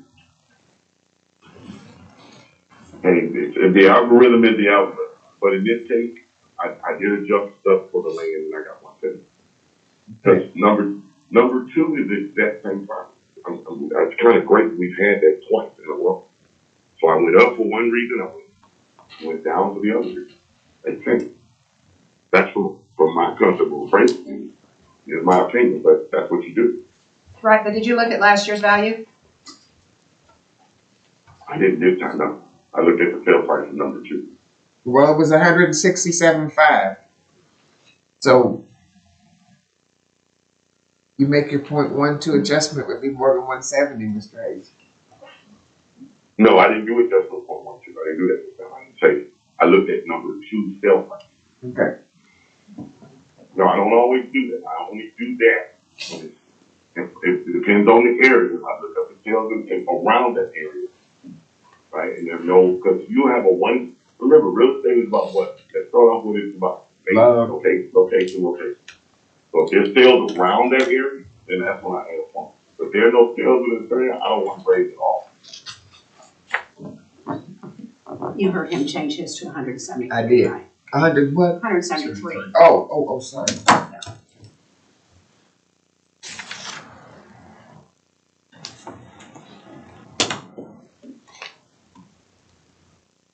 Okay, we'll hear from the assessor. Absolutely. 624 Winding Lane in Edmond is on Kelly in Danforth. In 2024, we have it valued at $178,500. 23 was $167,500. 22 was $148,000. It was acquired in 2023 as part of a multi-parcel sale. Previously in 2022 was a multi-parcel sale. In 2021. 21. I probably just wrote the number down wrong. 2021 multi-parcel sale. Last qualified sale for it was in 2020 for $129,000. Now, we actually did have 2023 sales to choose from. We went with the best three. There is a presiding theory in the office that sometimes you can tell a better, you can support your value better with only 3 versus 6. I believe for all of round 2 and 3, we're only doing 6 comp reports. But just for this round 1 that Ryan provided, there are a few 3 comp reports mixed in, even when there didn't need to be only 3 comps. Either way, if you look, the 2 that sold for $170,000, those get adjusted up to basically 175, more or less, with the time adjustment made for the 6-7 months between when they were bought and the end of the year when we actually value them. And then going down, they are significantly close. There are very few adjustments made, and that still gives us a adjusted value at the very bottom of $179,800 and $177,900. So there's not really any way we can argue or throw out these comps. They're very good. There's minor adjustments made. The third one, it's not, we can still use it. It's just, I wanted to address the ones that Mr. Hayes brought up because they're both sold for $170. But the third one, we're not going to throw out just because it's above what he thinks the market should be. That's how the market is determined. And then same thing, you're seeing, we're addressing age.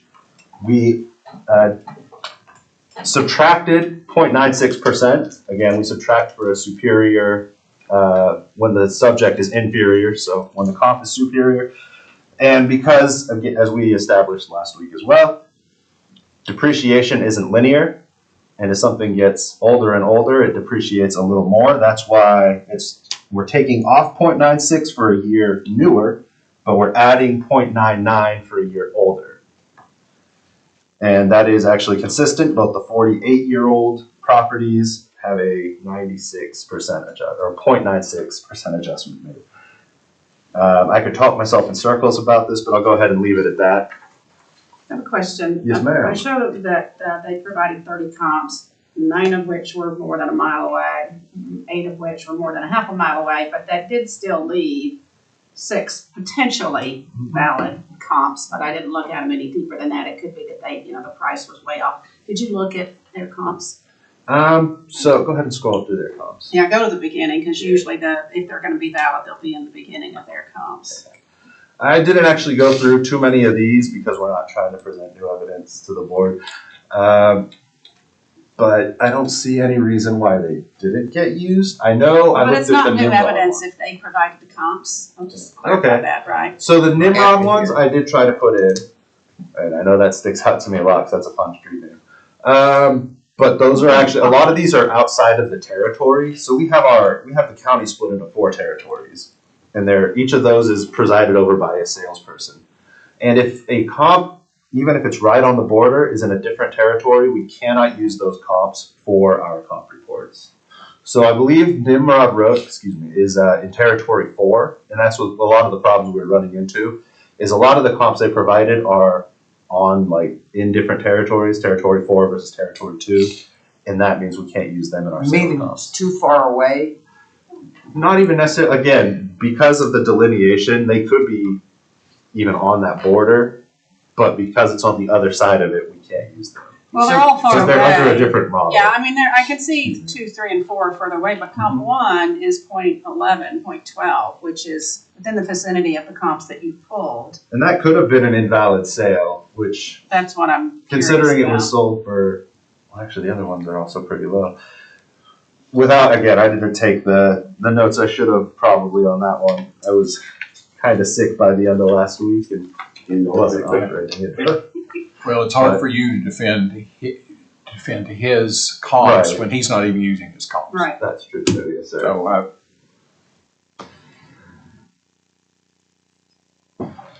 Okay. But- So the difference is 178.5 and 173. Okay. One more time, give me your mean and median. My mean for this one is 179.2, and the median is 179.8. However, on a 3-comp report, I don't put any weight on the median whatsoever. So that's just the middle sale. Last word for you, Mr. Hayes.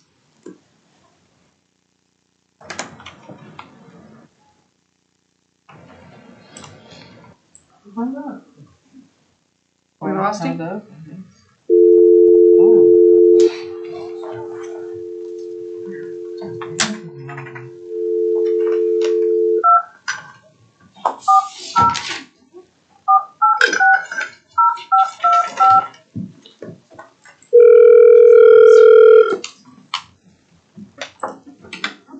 Sorry, my call dropped. Okay, well, I was going to give you the final word. Well, I did notice that, I don't know, it looks like it was a bulk sale in 23. Are you sure? I didn't know that. I Yes. saw that. Yes. Oh, okay. I don't know, he normally goes through our stuff to tell us what's unqualified, I don't know, the lady's name, first 4 sales were under half a mile. It must have been unqualified, because 103, but I like the 135 and 125. Being at 1035, the 908 is a little bit small, so I like the 1035 and 35. That's in the range of my strong. Okay. I'm going to close the hearing on BOE 181 and open the hearing on item 8 on our agenda, which is BOE 183. 2008 Thunderbird Boulevard, R 183094100. The assessor's asking for $363,000. A year ago it was $348,500, and in 22 it was $276,000. What are you asking for, Mr. Hayes? It shows us asking for 332. I'm asking for 342.5. Based off you guys' comps. He did provide 6 comps. They were most of them were kind of small. Number 2 was small. Number 4, I think, number 5 and 6 were all under the 500. Now that you're over 2,000 square foot, you can kind of impose the concept of a 500 square foot threshold. All of the land was pretty close, around 12 and 11. So using their net adjusted value, their sales adjusted value, I used numbers 1, 3, and 4, and I came up with an average, right? I would only need 342,500. You used his comps 1, 3, 1, 3, and those were 4. close to 5. Number 1 is 2758. Those should sold for 373. Man, pretty much the same. It is 8 years newer. Number 3, 2328, which is in the thresholds, but close to some of the others. It sold for 357. Somehow it adjusted to 367, of course, with the land, but I went down and here's the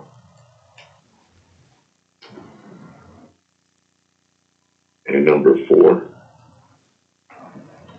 which was kind of an outlier on the sale, but it's sold in range of number 5, which is about 300 square feet smaller. So, looking at the sale in April, the algorithm adjusted to 278, and it's pretty close to 11430. The years is a lot newer, so we make the adjustments there. Took those 3, and I got it back to 342.5. Okay, we'll hear from the assessor. All right, so 2008 Thunderbird Boulevard is on 33rd and Bryant.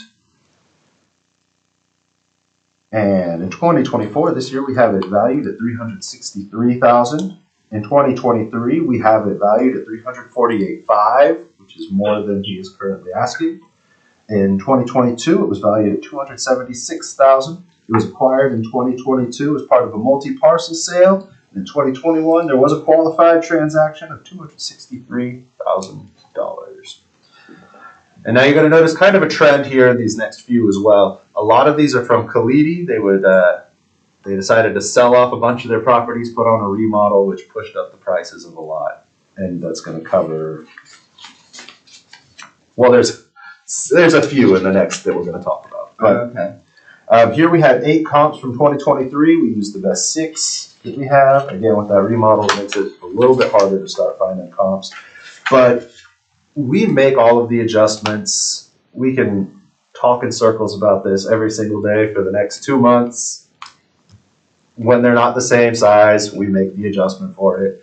When they're not the same age, we make the adjustment for it. And then we go down and we use all of the comps that we provided to justify the value. We aren't just setting our value based off of 1, 2, 3, 4, 5, or even those 6. We set our value based off of everything in the neighborhood. And to eliminate 3 of the highest valued stay on there, stay there, that's good. To eliminate 2, 5, and 6, which are all the highest valued sales, and then just take the mean of basically the 3 lowest, except for 6, but still, to take only the mean of the lowest sales in that area is counterproductive and disingenuous. That's why we use the median, to get rid of those outliers, because sure, we can eliminate number 2, but then we should also eliminate number 4, and so on and so forth. And that's really all I have to say on that one. Final word for you, Mr. Hayes. I'm glad you say so. So, I don't know how long he's been in this field, but there's a reason why you do what you do. In this case, basically, I start with price per square foot of your valuation. So, automatically, looking at number 2 at almost $170 price per square foot, that tells me 9 times out of 10 that property has been upgraded. But when I look at a property that is 31 years old, and its price per square feet is 113, it tells me that, hey, it was probably made cheap, but it's close to the property square footage. So it allows me to use that. So the terminology that you use, disingenuous, is a little offensive, because the reality is, I'm only giving you what you give me. I'm only going off with the information you're giving me. Because like you say, I don't live there, I don't know. But if I see a property that's 11 years old, 184 square foot, smaller than the southern property, selling for 289, its price per square feet is greater than 113, which one would you use from the tax purposes? Knowing that you can't get inside the property to look, and you got a property that's what, 56 or 57 square foot higher, that should automatically tell you that, hey, they've done something really nice to this house. So that's where I'm coming from about that. I don't think that's disingenuous. Can I reply? Yes. Mr. Hayes, I do apologize. That probably was rude. That was unprofessional of me. I shouldn't have done that. So, on that other note, though, I do want to point out we are on a 4-year revaluation cycle in Oklahoma County. Every property has eyes laid on it and is physically visited once every 4 years. When there are remodels, oftentimes we do manage to get inside and get pictures of them. And as I was saying earlier, a lot of these properties are going to have remodels on them, and we do have pictures either from MLS listings or from appraisers going inside that provide evidence on what they should be. The indicator of a value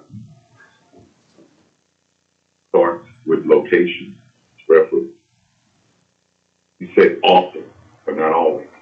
The wording is very important. And I've worked at a camp.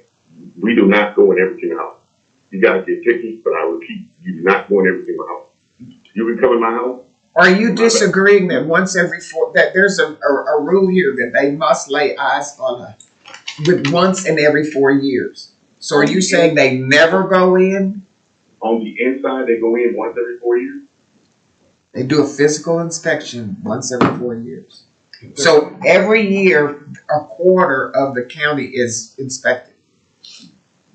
Well, they go inside the property. If there's an indication by permit or, MLS or something like that, that there has been interior work done, then they do physically go in if they can.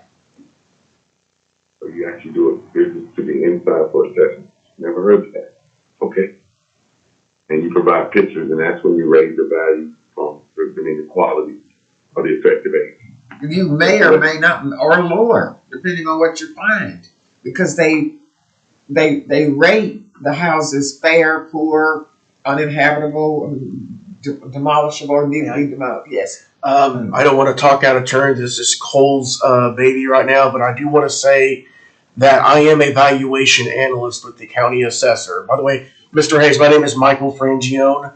I also do some appeals with by representing the assessor as a valuation analyst in correlation with the sales department. Anytime we see a sale of a house, we then research it, and that's where we can go and look at the MLS listings. And if the MLS listings provide it, it's got to have a valid MLS number for us to qualify it and consider it legit. If we see that there are some immaculate updates, we will account for that. We will put a remodel on it. We will make note of it. And then if that property is in distress and we see that it's being sold as is, we will make adjustments for that property. So a lot of times permits are driven, if permits issued by the city, if we can get in there, then we will get in there, as our field workers will do that. There's other times though that when a house does sell, then my job as a valuation analyst, I can then look online and make those determinations myself. But we only can make these determinations based on what is available to us. So I think we do a pretty good job of doing that.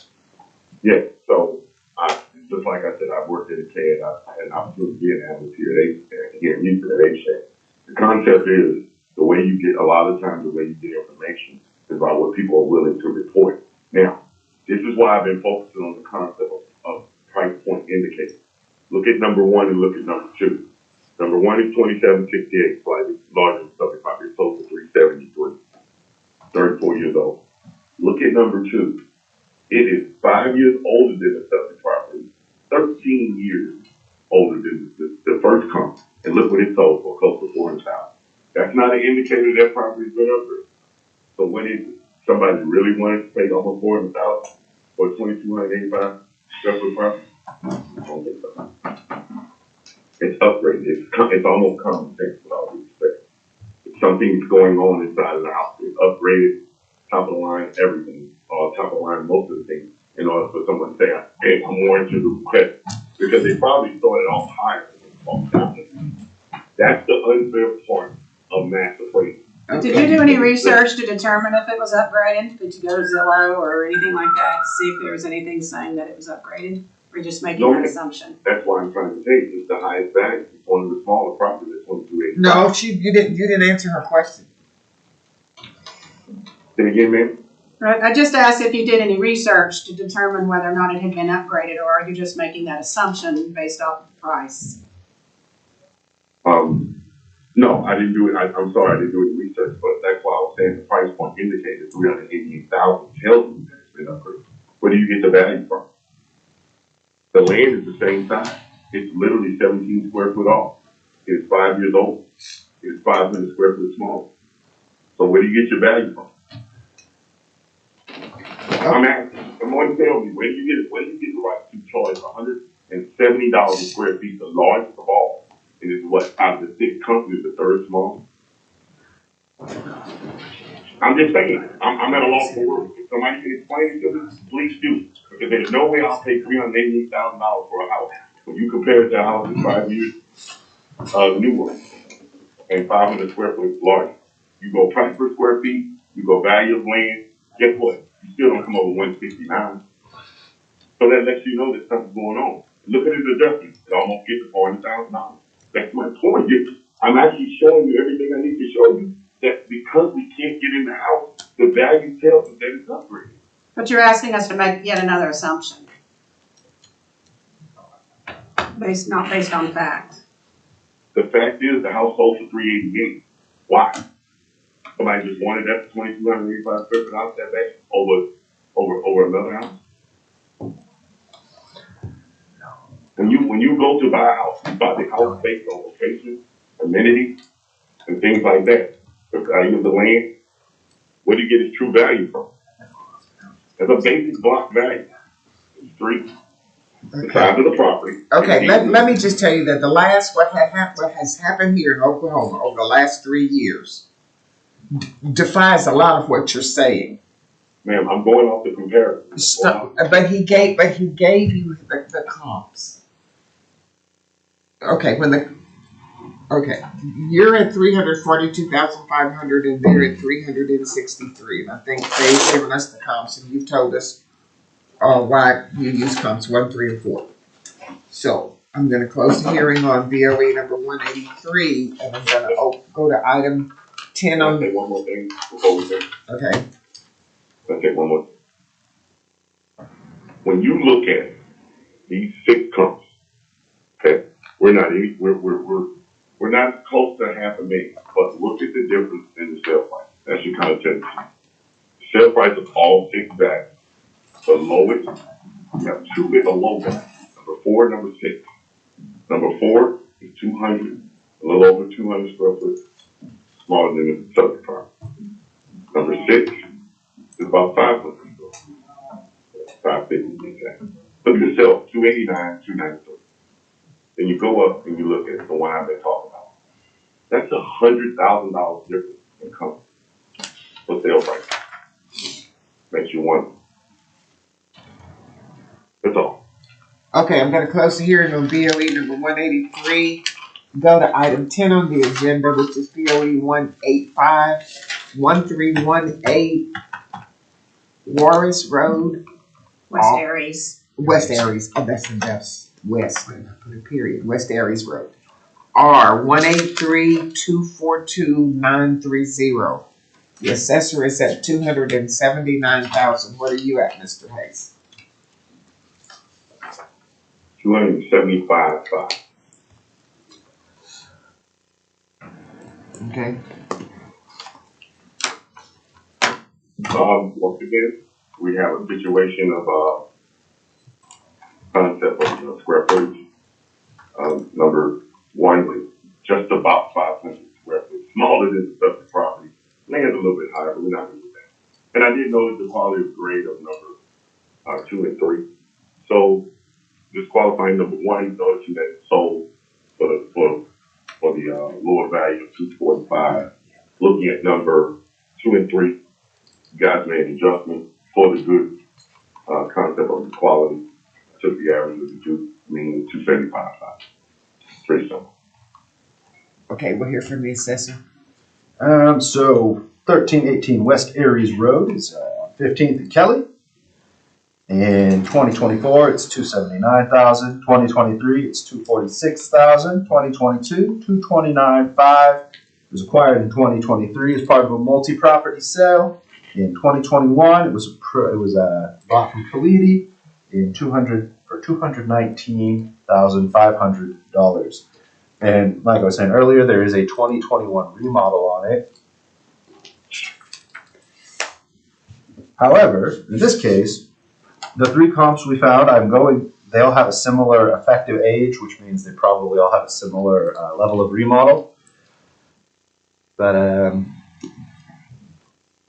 yep, I think all I can really say about it is our comps, again, we make the adjustments that are needed to be made.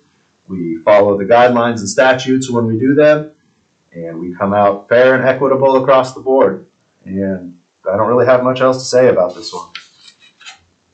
I got a question. Sure. You mentioned the 7 properties, so you saying all 4 properties that remodel, you should remodel all 4 properties? I believe so. When they have an effective age like that, it either means that they were built 23 years ago, or they have a remodel that makes enough of their materials new enough that as an average, it's about that old. Well, my point is, Without digging in, sorry. the subject properties get remodeled. The subject property has a remodel, yes. The subject property had a 2021 remodel. And do you have information on it? We do. We have it pulled up on our screen here. You know why I'm asking? It is amazing to me that you have a remodel. You still have the quality grade there. So the quality is the construction quality, and that's just when it was built. That's literally just construction, the materials used at the time, the company that did it, even value just based on the street at the time and how that was going. The only thing that really changes when we change fair, good, average, etc., is the condition, which I believe the condition is now just back to average. Was that the subject property you were just showing? Yes, ma'am. That's a nice garage. Can we go back? You go ahead and go back. Can't hurt anyone. Word document, there you go. Yeah. So quality doesn't change I don't ever want to say 100% of the time, because nothing here is 100% of the time. That's part of real estate. The quality doesn't change after the initial construction is finished, usually. And I don't want to offend. No age is given to attrition of the actual material. That's part of why we make age adjustments Can I ask on how our old? comp reports. Please, Sam, don't take it personal. How old are you? We're not going to get into that, Hayes. Mr. Hayes. Hayes. That is not. Come on. That's not what we're discussing right Let's now. give me the media and name it. Yes, ma'am. Yeah. We know that they don't make materials like they used to. The median is $280,286. The mean is $281,700. Would you like the minimum and maximum prices? Yes, ma'am. I'm good. Okay, you get the final word, Mr. Hayes. 279 versus 275.5. You guys are not that far apart. I only asked that question, panel, because if you know anything about homes, as because of the newer homes they built, they put them higher, and we know that most of them do hard. That's all. If you're older, you kind of know. If you're younger, you're kind of catching on. That's all. Okay. So I'm going to close the hearing on BOE 185 and open the hearing on BOE 186, 1408 South Aries Road. R 183-24-35-10. The assessor is asking for $266,000 valuation. What are you asking, Mr. Hayes? Let me pull that one up. 1 second. Sorry. 3510, the last four numbers. Closer these Yeah. to each other. Thought I hit that one already. One block. 1318 to 1408. I'm at 260 on that one. 3 houses down. Let's start here. One's south and one's west. 3 houses down. 1408 South Area. Mhm. Correct. Yeah, the road bends. Goes from being south to being west. So looking at, on this one, they did provide 6 comps. Like I said, I tried to use their information. And I tried to stay closer to the subject property's square footage, which would be numbers. Looking at the comp provided, a 0.09 was close, and it sold in August. That was number 6. That was one of the closest properties to the subject property. So I definitely want to use that, and it's 1840 square foot. It's a little bit older, but you guys did a 14.42 adjustment on that. Also used the other two that were close, 1657, 2 years. Newer than the subject property, sold 246. Which one was that? Which comp was that? Comp Number 1? 1.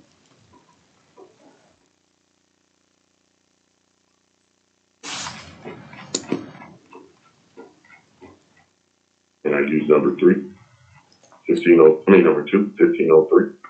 3 years newer than the subject property. Land pretty much a microcosm of the subject property. It adjusted to 2729 or minus 273. I did the mean of all 3.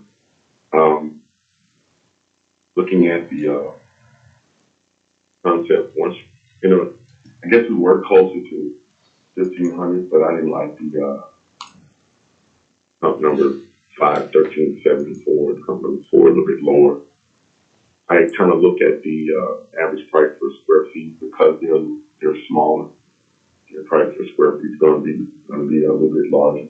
But as you see on the cusp of 1503 for number 2, its price per square feet was a little bit high, but it was close to the subject property and it sold in October. So I went ahead and stayed with that because I thought the one that was slightly lower than 1500 square feet shouldn't be used since the subject property was, right in the tip of 1750. It's a little bit higher. The threshold of 500 is 250, going toward 2000. So that's why I kind of used. So I wanted to stay in the concept of the square feet. Mr. Hayes, could you restate your new value? I'm sorry, I missed it. 250,000. Okay, thank you. Okay, we'll hear from the assessor. 1408 South Aries is still on 15th and Kelly. This is $266,000 this year. In 23, it was 241. In 22, it was 205. Same thing, we're looking at a 2023 multi-property sale, 2021 valid sale from Kalidi for $195,500. 2023 comps, we just went ahead and pulled the best 6. This one is another one that has a 2021 remodel. I'm not going to address picking apart the comps at this point. Yeah, we've gone back and forth on that. I'll just keep saying our comps are good. We make our adjustments. We apply them to every taxpayer in the county. Our median for these 6 comps is $267,000. The mean is $266,000. Okay, final word, Mr. Hayes. Okay, so not being argument, but let's look at the concept. Sometimes they provide 6, sometimes they provide 3, so you provide 6. I don't think there's nothing wrong with using 3. When you provide 3, if I feel things in, In fact, it's my opinion about it. If I feel one's not correct or one should be used, I choose. I mean, it's okay. That's why it's called an opinion. My opinion is you use 6 and you should be able to pull 3. And I don't think that's offensive. You say you're not going to address it. Sometimes they provide 3, sometimes 6. Is it your position you should never provide 6? So most cats I know do 4 to 5. So you guys provide 6. But here's the thing: it's normally constant. In this situation, there will be more than 6 sales, and they only provide 3. So I don't. It seems a little biased. They're more comps, but sometimes they only provide 3. With the other ones maybe lower, I don't know. But that's why I go off what they provide. So if I'm going off what you provide and I break that down, I don't really see anything wrong. Okay, so you're at 260 and they're at 266. You use comps 1, 2, and 6. Okay. I'm going to close the hearing on 186 and open the hearing on 187, which is 601 West 8th Street, R 18354 1950. The assessor is asking for $185,000. What are you asking for, Mr. Hayes? I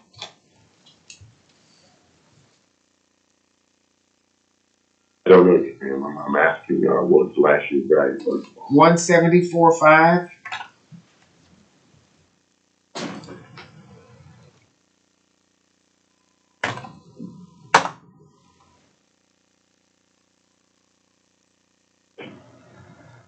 Before we get too into this one, I would just like, Hang on, let's see if he agrees first.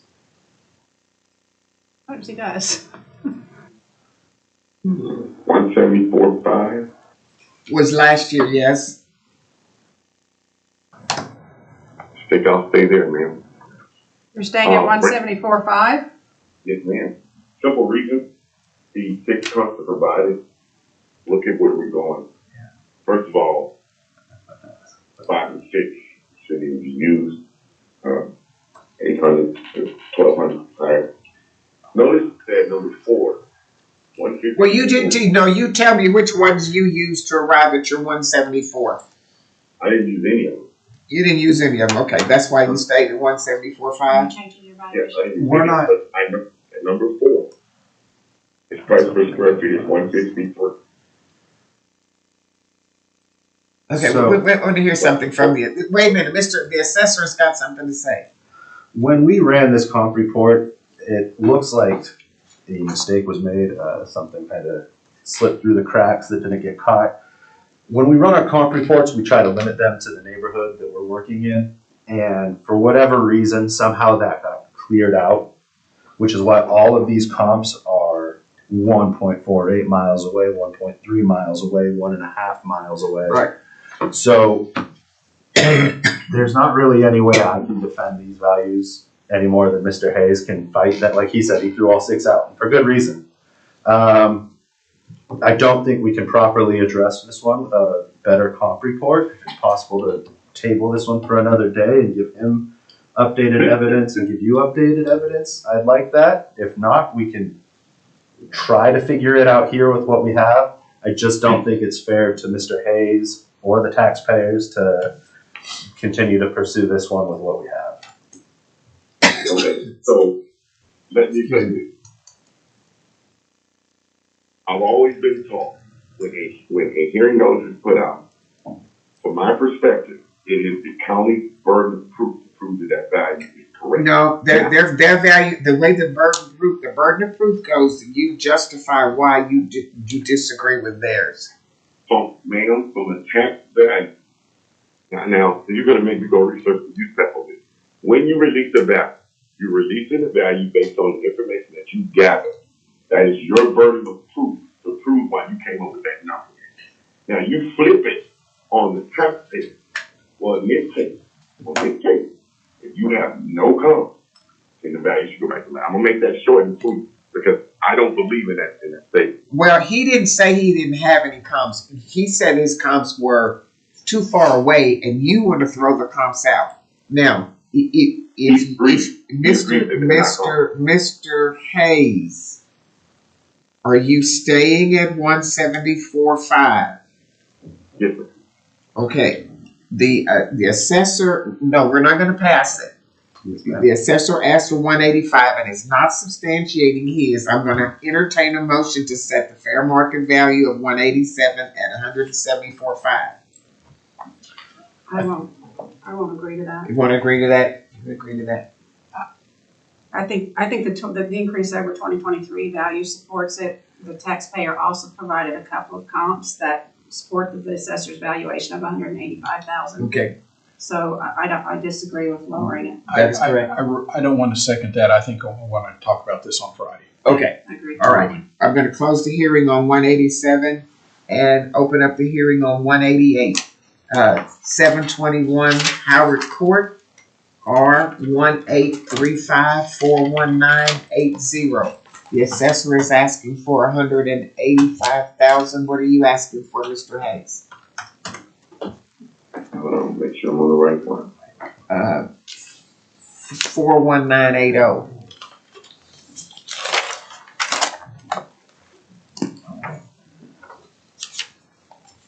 Do you do it by address? 721 Howard Court? Once again, I'd like to know last year's value to make sure I'm right. 174.5. Oh no, I got that wrong. I'm sorry. 2095. Sorry. Okay, what is the assessor asking on 188? 226.5. I'm sorry, I read the wrong one. 226.5 and the 23 2023 value is 2095. 209. Did you get that, Mr. Hayes? Yes, ma'am. Okay.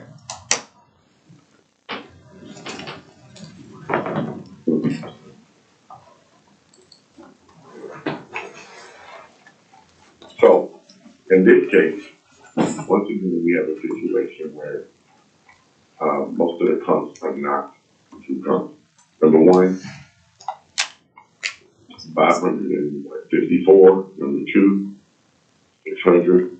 Number three is within the 500 square foot range, but remember, you decrease the concept of economy of scale the lower you get. Because I wouldn't compare almost 1,700 square feet to a property that's a lot smaller. Hold on one second. You got all done.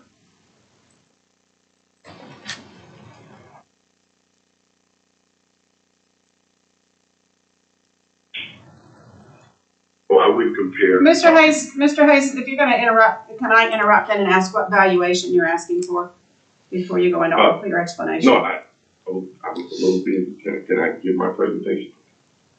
1,574 square feet, 1,245 square feet, 429 square feet small. So is that a true comp? No.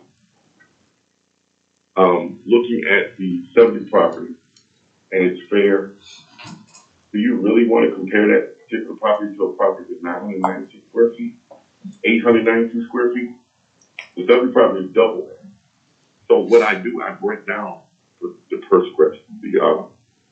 price per square foot. That's the only way you can do it, because you don't have any major sales from my standpoint. Where do you get a value from? When you have a property 1,674 square feet comparing to 1,120 square feet. By economy of scale, those are not true comps. Am I the only one that feel that way? Am I something wrong? Look at that sale. 1,120 square feet sold at the end of the year, December 29th. $141 a square foot. Do you really believe that that's a fair comp to the subject property? Would you want your property compared, even though the land size is the same, would you want your property compared per square foot to this property and it's 554 square feet small? No.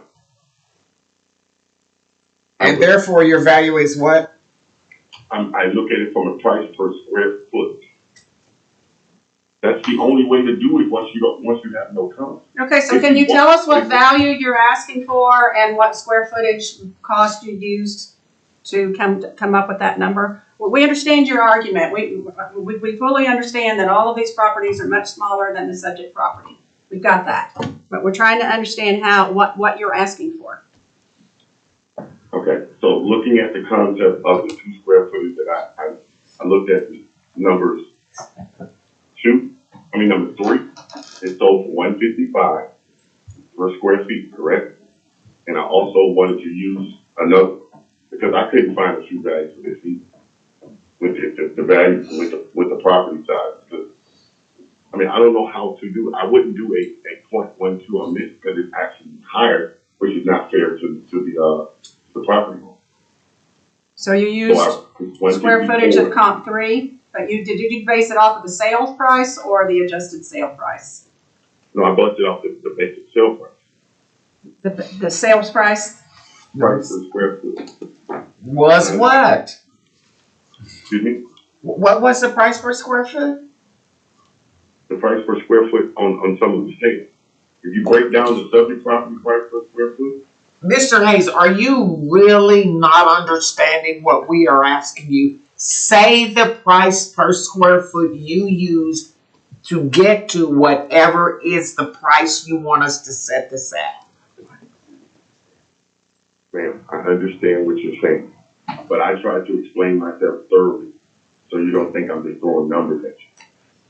It's easier for us to follow it if you give it to us first and we see how you get there. But we've asked 3 times, just give us the figure, please. Oh my gosh, okay, so I see what I was saying. I'm at 221,000. 221? 221,000. Per square foot. On several of these properties. This property should stay at its last year's value, so, because you really have no comp besides number 3. And it was sold in March, so that's going to be a large time today. Okay, you're at 221 and the assessor's at 226.5. We'll hear from the assessor. Okay, 721 Howard Court is on Kelly and Edmond. 2024, we have it valued at 226.5. 2023, it was 209.5. 2022, it was 141.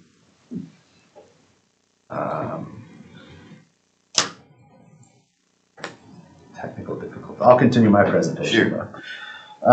In 2023, 22, and 21, it was acquired in multi-parcel sales. LLC is passing it along. 2019 was the last arm's length transaction we saw for $140,000, but yeah, that was 5 years ago. We were able to pull 7 comps. We used the 6 best that we had because, again, we have to use what we have. That's how we defend our values. And some of the adjustments are somewhat high. We had to use adjustments that were high because, again, we had 7 to pick from. We picked our best 6. And we have I'm going to say it again and again and again. We make the same sort of adjustments per square foot for every taxpayer in the county when we just have to use what we have and we use the math to. Is this a low sale area? It looks like it was for last year. These houses that are comparable to this. Yes. Then yes, ma'am. And this is an older part of Edmond? Yes. Mm-hmm. Okay, and what was your median and mean? Our median and mean, median is sitting at 235,000. Mean is at 230,500. Just to give you rounder numbers. Okay. Is there any, I don't know, rhyme or reason or rule for when you use 3 comps versus 6 comps? Yes, ma'am. So individual preference on assessors? Or? Yes, ma'am. So it's a personal preference on which ones they want to use. Some people think that you can defend a 3 comp report easier. Others say you can defend a 6 comp report easier. For round 1 of Ryan, there was a communication between the team. We didn't really get on the same page as how we were going to present these, which is why you're getting some 3 comp reports, some 6 comp reports. From round 2 onwards, they were all 6 comp reports. So this won't be an issue again after we finish this first 100 or so. But again, it's not because the sales weren't there. It's not because the values weren't there. It's 100% just preference. But you don't ever back it down to fewer comps if they're not as favorable. For instance, in this case, a couple, the square footage is quite a bit different, right? So you got one of them at 892 square feet, one at 996, and the subject is 1674. So it's a pretty significant difference. So I'm curious why you wouldn't back out some of that. I understand you guys make adjustments for that, but Absolutely. you know, those adjustments sometimes are you know, that seems to be what gets questioned the most. So you can kind of take that question out. If some members of your department do agree that 3 comps would suffice, then why would you use 3 comps and take that argument out? Absolutely. At least minimize that argument. Of course. No, it's definitely good to ask. And Mr. Hayes will throw out the high and the low. Mhm. And if you got 3, you can't do that because you only have 1. Yes, ma'am. So, But you say this, if you're adding 6 and 4 or 5 of them are not within the time, it's still be a true comp. It's a waste of time. Ms. Thompson, you were questioning that I was trying to get, no, I questioned if you're reaching. That's what we call reaching. When you got a property of 1674, you're trying to compare to a property twice the size. In a cookie neighborhood, that's ethically impossible. Well, would it be? Was it in the same neighborhood though, Mr. Hayes? Ma'am? Was it in the same neighborhood? go ahead and scroll up to our little. Okay, now where are we still in Edmond? Yes. We are still in Edmond, just now. Kelly and Edmond are intersections there. We're looking at the neighborhood map, Mr. Hayes. Just for your. The first thing we learned in prison was that. What? And actually, this is not correct. You do not use a comp, 892 square feet to compare to a comp of 1674. Okay. That you hold up a line out of that. That's not even worth. It's not worth your time.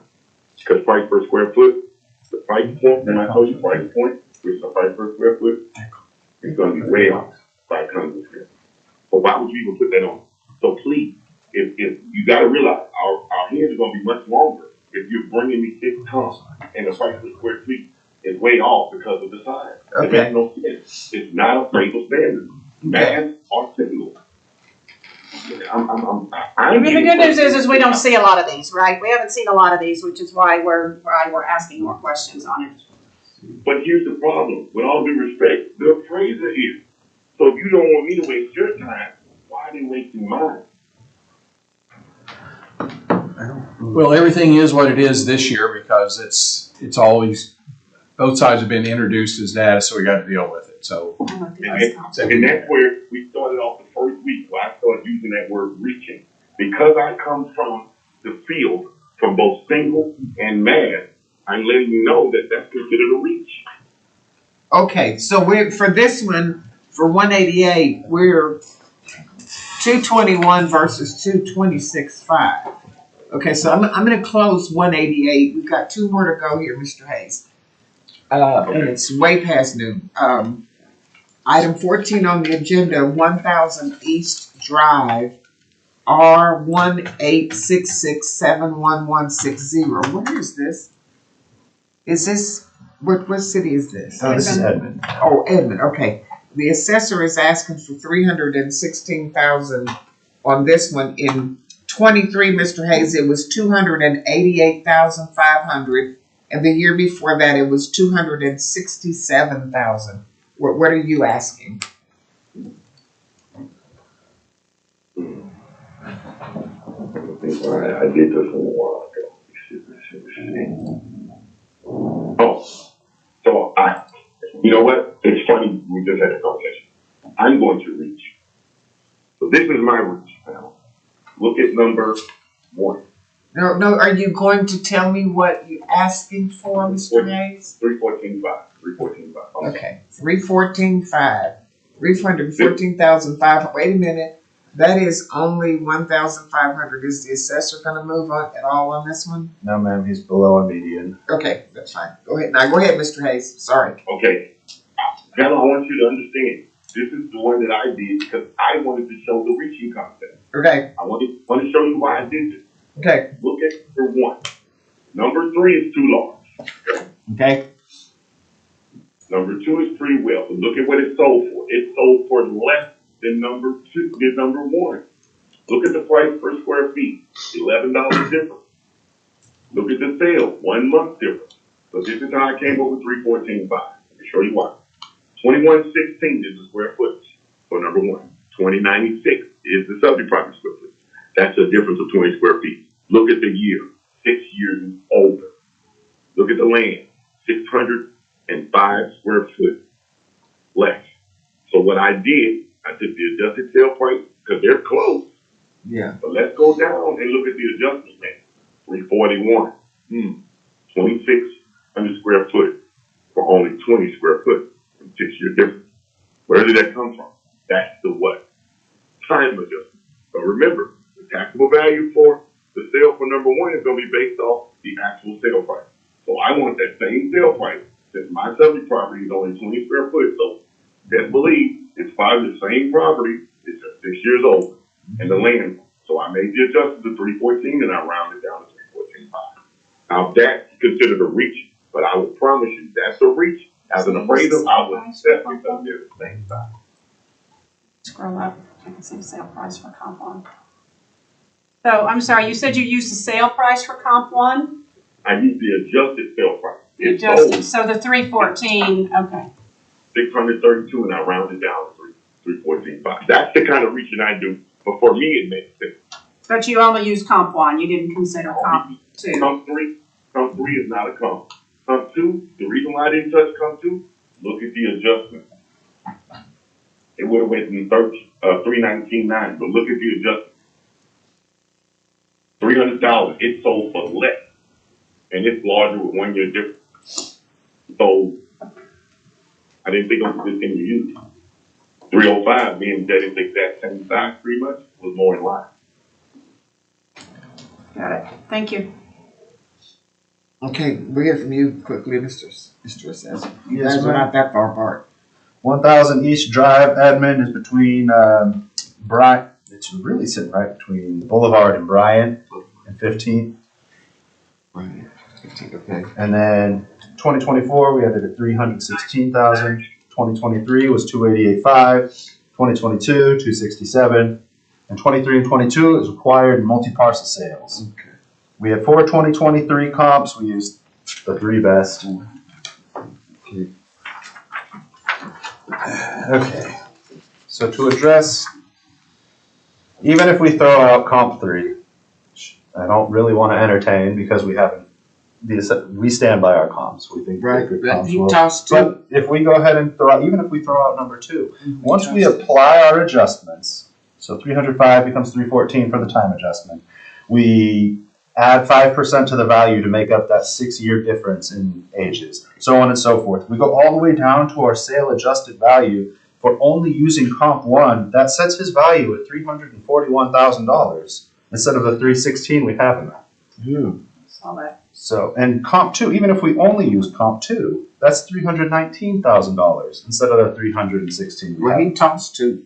He did, but I just, to give him the Okay. benefit of the doubt, all 3 comps we have support a higher value than what we have now. He's using the adjusted sales price and not the, He's not Well, making no, any wow. adjustments for yeah, age. it's not doing the adjustments for the property. Got it. That's a, So, and I made I tried to make sure that you understood what I said. The concept of the value per square feet of the one sale, 2116, and the adjustments for notice that the adjustments for 6 years on this was 5.39. A little bit high. Land's a little higher, a little more, but I don't think it should have warranted almost a $27,000 adjustment. I didn't agree with that. I don't agree with that still. The algorithm's off. I mean, let's just tell the truth. I don't think One of that, those other if you look at adjustments this includes property, number porch. one, I just want to focus on number Outbuilding one. and The covered difference, porch. 6 years the land, got a difference in porch. Where you get $27,000 in that adjustment, that's a bit high. I'm sorry. Look at the properties in that neighborhood. It's 0.1 away. Where do you get $27,000, $26,800? Just 1/10 of a, wait a minute, Mr. Hayes. 1.1 or 0.1? The distance. 0.1. Okay. It's the one right next to it. Yeah. So 3,500. Okay. That's all.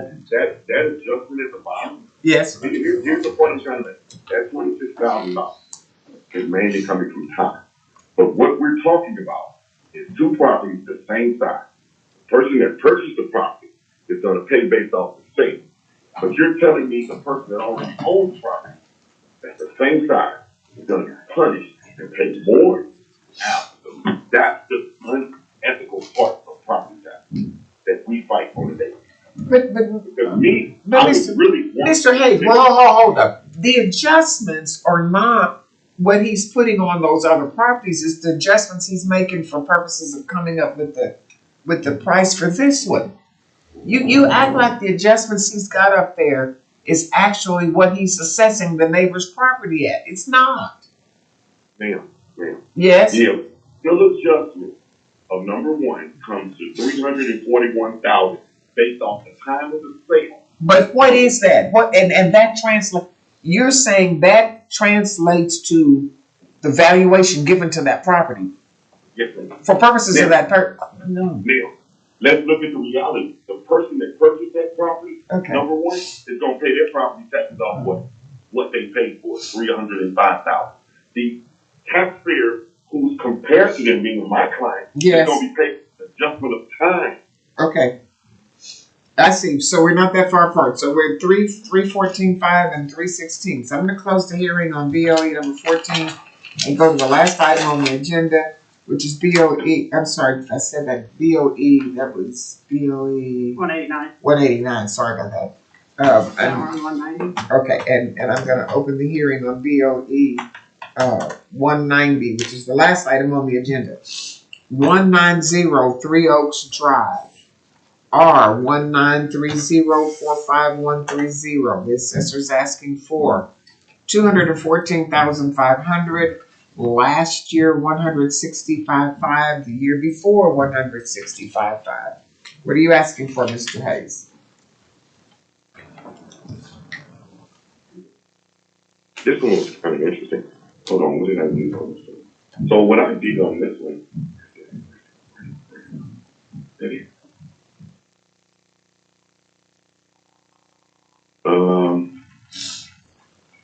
from this one I went to hours. Simple reason. Have you calculated a new value, or are you using the value that was proposed in the informal? Proposed.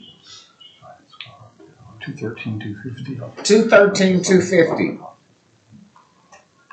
Oh, he asked for that. I didn't see that. I'll leave it there. I'm not gonna like that. Crazy. I got a headache. I'll stay between 213 and 250. Okay. So we're not even 1,000 apart, or we are $1,250. Okay, we're here. Yeah. Well, let me say this. If the appraiser can pull up our comps, we had comps that were a lot lower, and I know one probably. Yeah, but I looked at your comps. Of the 30 comps, 17 of them were more than a mile away. 5 of them were more than 5 miles away. One of them was 2024. Yeah, So the first four were decent, but the number 3 I would have thrown out. But I don't see where you got 213. I'll let that one go. Okay, so you're going to go with the assessor's valuation of 214.5? No, I'd like the 213.50 because that's 250. That's too close. Okay, we'll hear from the assessor. All right, 200 Three Oaks Drive in Midwest City is on Reno and Douglas. And you're seeing another jump because of the BOE 2-year thing that we used to do. The 165.5 and 23 and 22. That comes off and gives us our new value at 214.5 for 24. Acquired in 2023 is a multi-parcel sale. We had a arm's length $161,500 sale in 2021. And I've always tried to be very open and honest about it when I've had a hard time finding comps. This is another one where we had a hard time finding comps. But the ones that we do have, you'll notice, it's a mile out. 3/4 of a mile, 3/4 of a mile for all of them. So they are kind of further out, but the other adjustments we made were so minimal that we went ahead and said the neighborhood code adjustments were acceptable. Square footage is pretty similar across the board, apart from that one quality adjustment. Age adjustment, not great, but that's part of being in the new neighborhood. Did you look at any of his comps? Because I showed that he did have 3 comps that were closer than the comps that you pulled. If we didn't use his comps, it's because they just weren't, either they were out of the territory or they were invalid sales, I'm sorry, unqualified, non-arm's length sales. Yeah, that's. My response to that one. I don't really have anything else to say on this one. I feel like even with how brief Mr. Hayes' presentation was, there's not a whole lot to go off of for this one. So you're not gonna move on No, ma'am. that? Again, we're still supporting our value. Okay, so, Mr. Hayes, we're gonna meet on Friday on these and make our determination on Friday, but otherwise, we've got you on for 13 tomorrow, and so we'll see you tomorrow after we do the two that come before you. Hopefully, it won't take the long time like it did today. For the ones before you, that was a different. Yeah, how many do you have tomorrow? We have 15 tomorrow. 2 are not yours, and we would take the 2 that are not yours first, and then do yours. Okay. Okay. See you tomorrow. All right, thank you, man. Bye bye. Explain that again tomorrow. Guys, 12:30. Okay. Rough one. Yeah. So, Every time we think that we've figured it out and gotten it smoother, then a day like today happens. Move, we adjourn. open comments to the public first. Is second the adjournment? I'll second it. All in favor? Aye. Oh, goodness. I forgot we're still live. Take us off. You can turn us off, though. No, I already did. Oh, okay.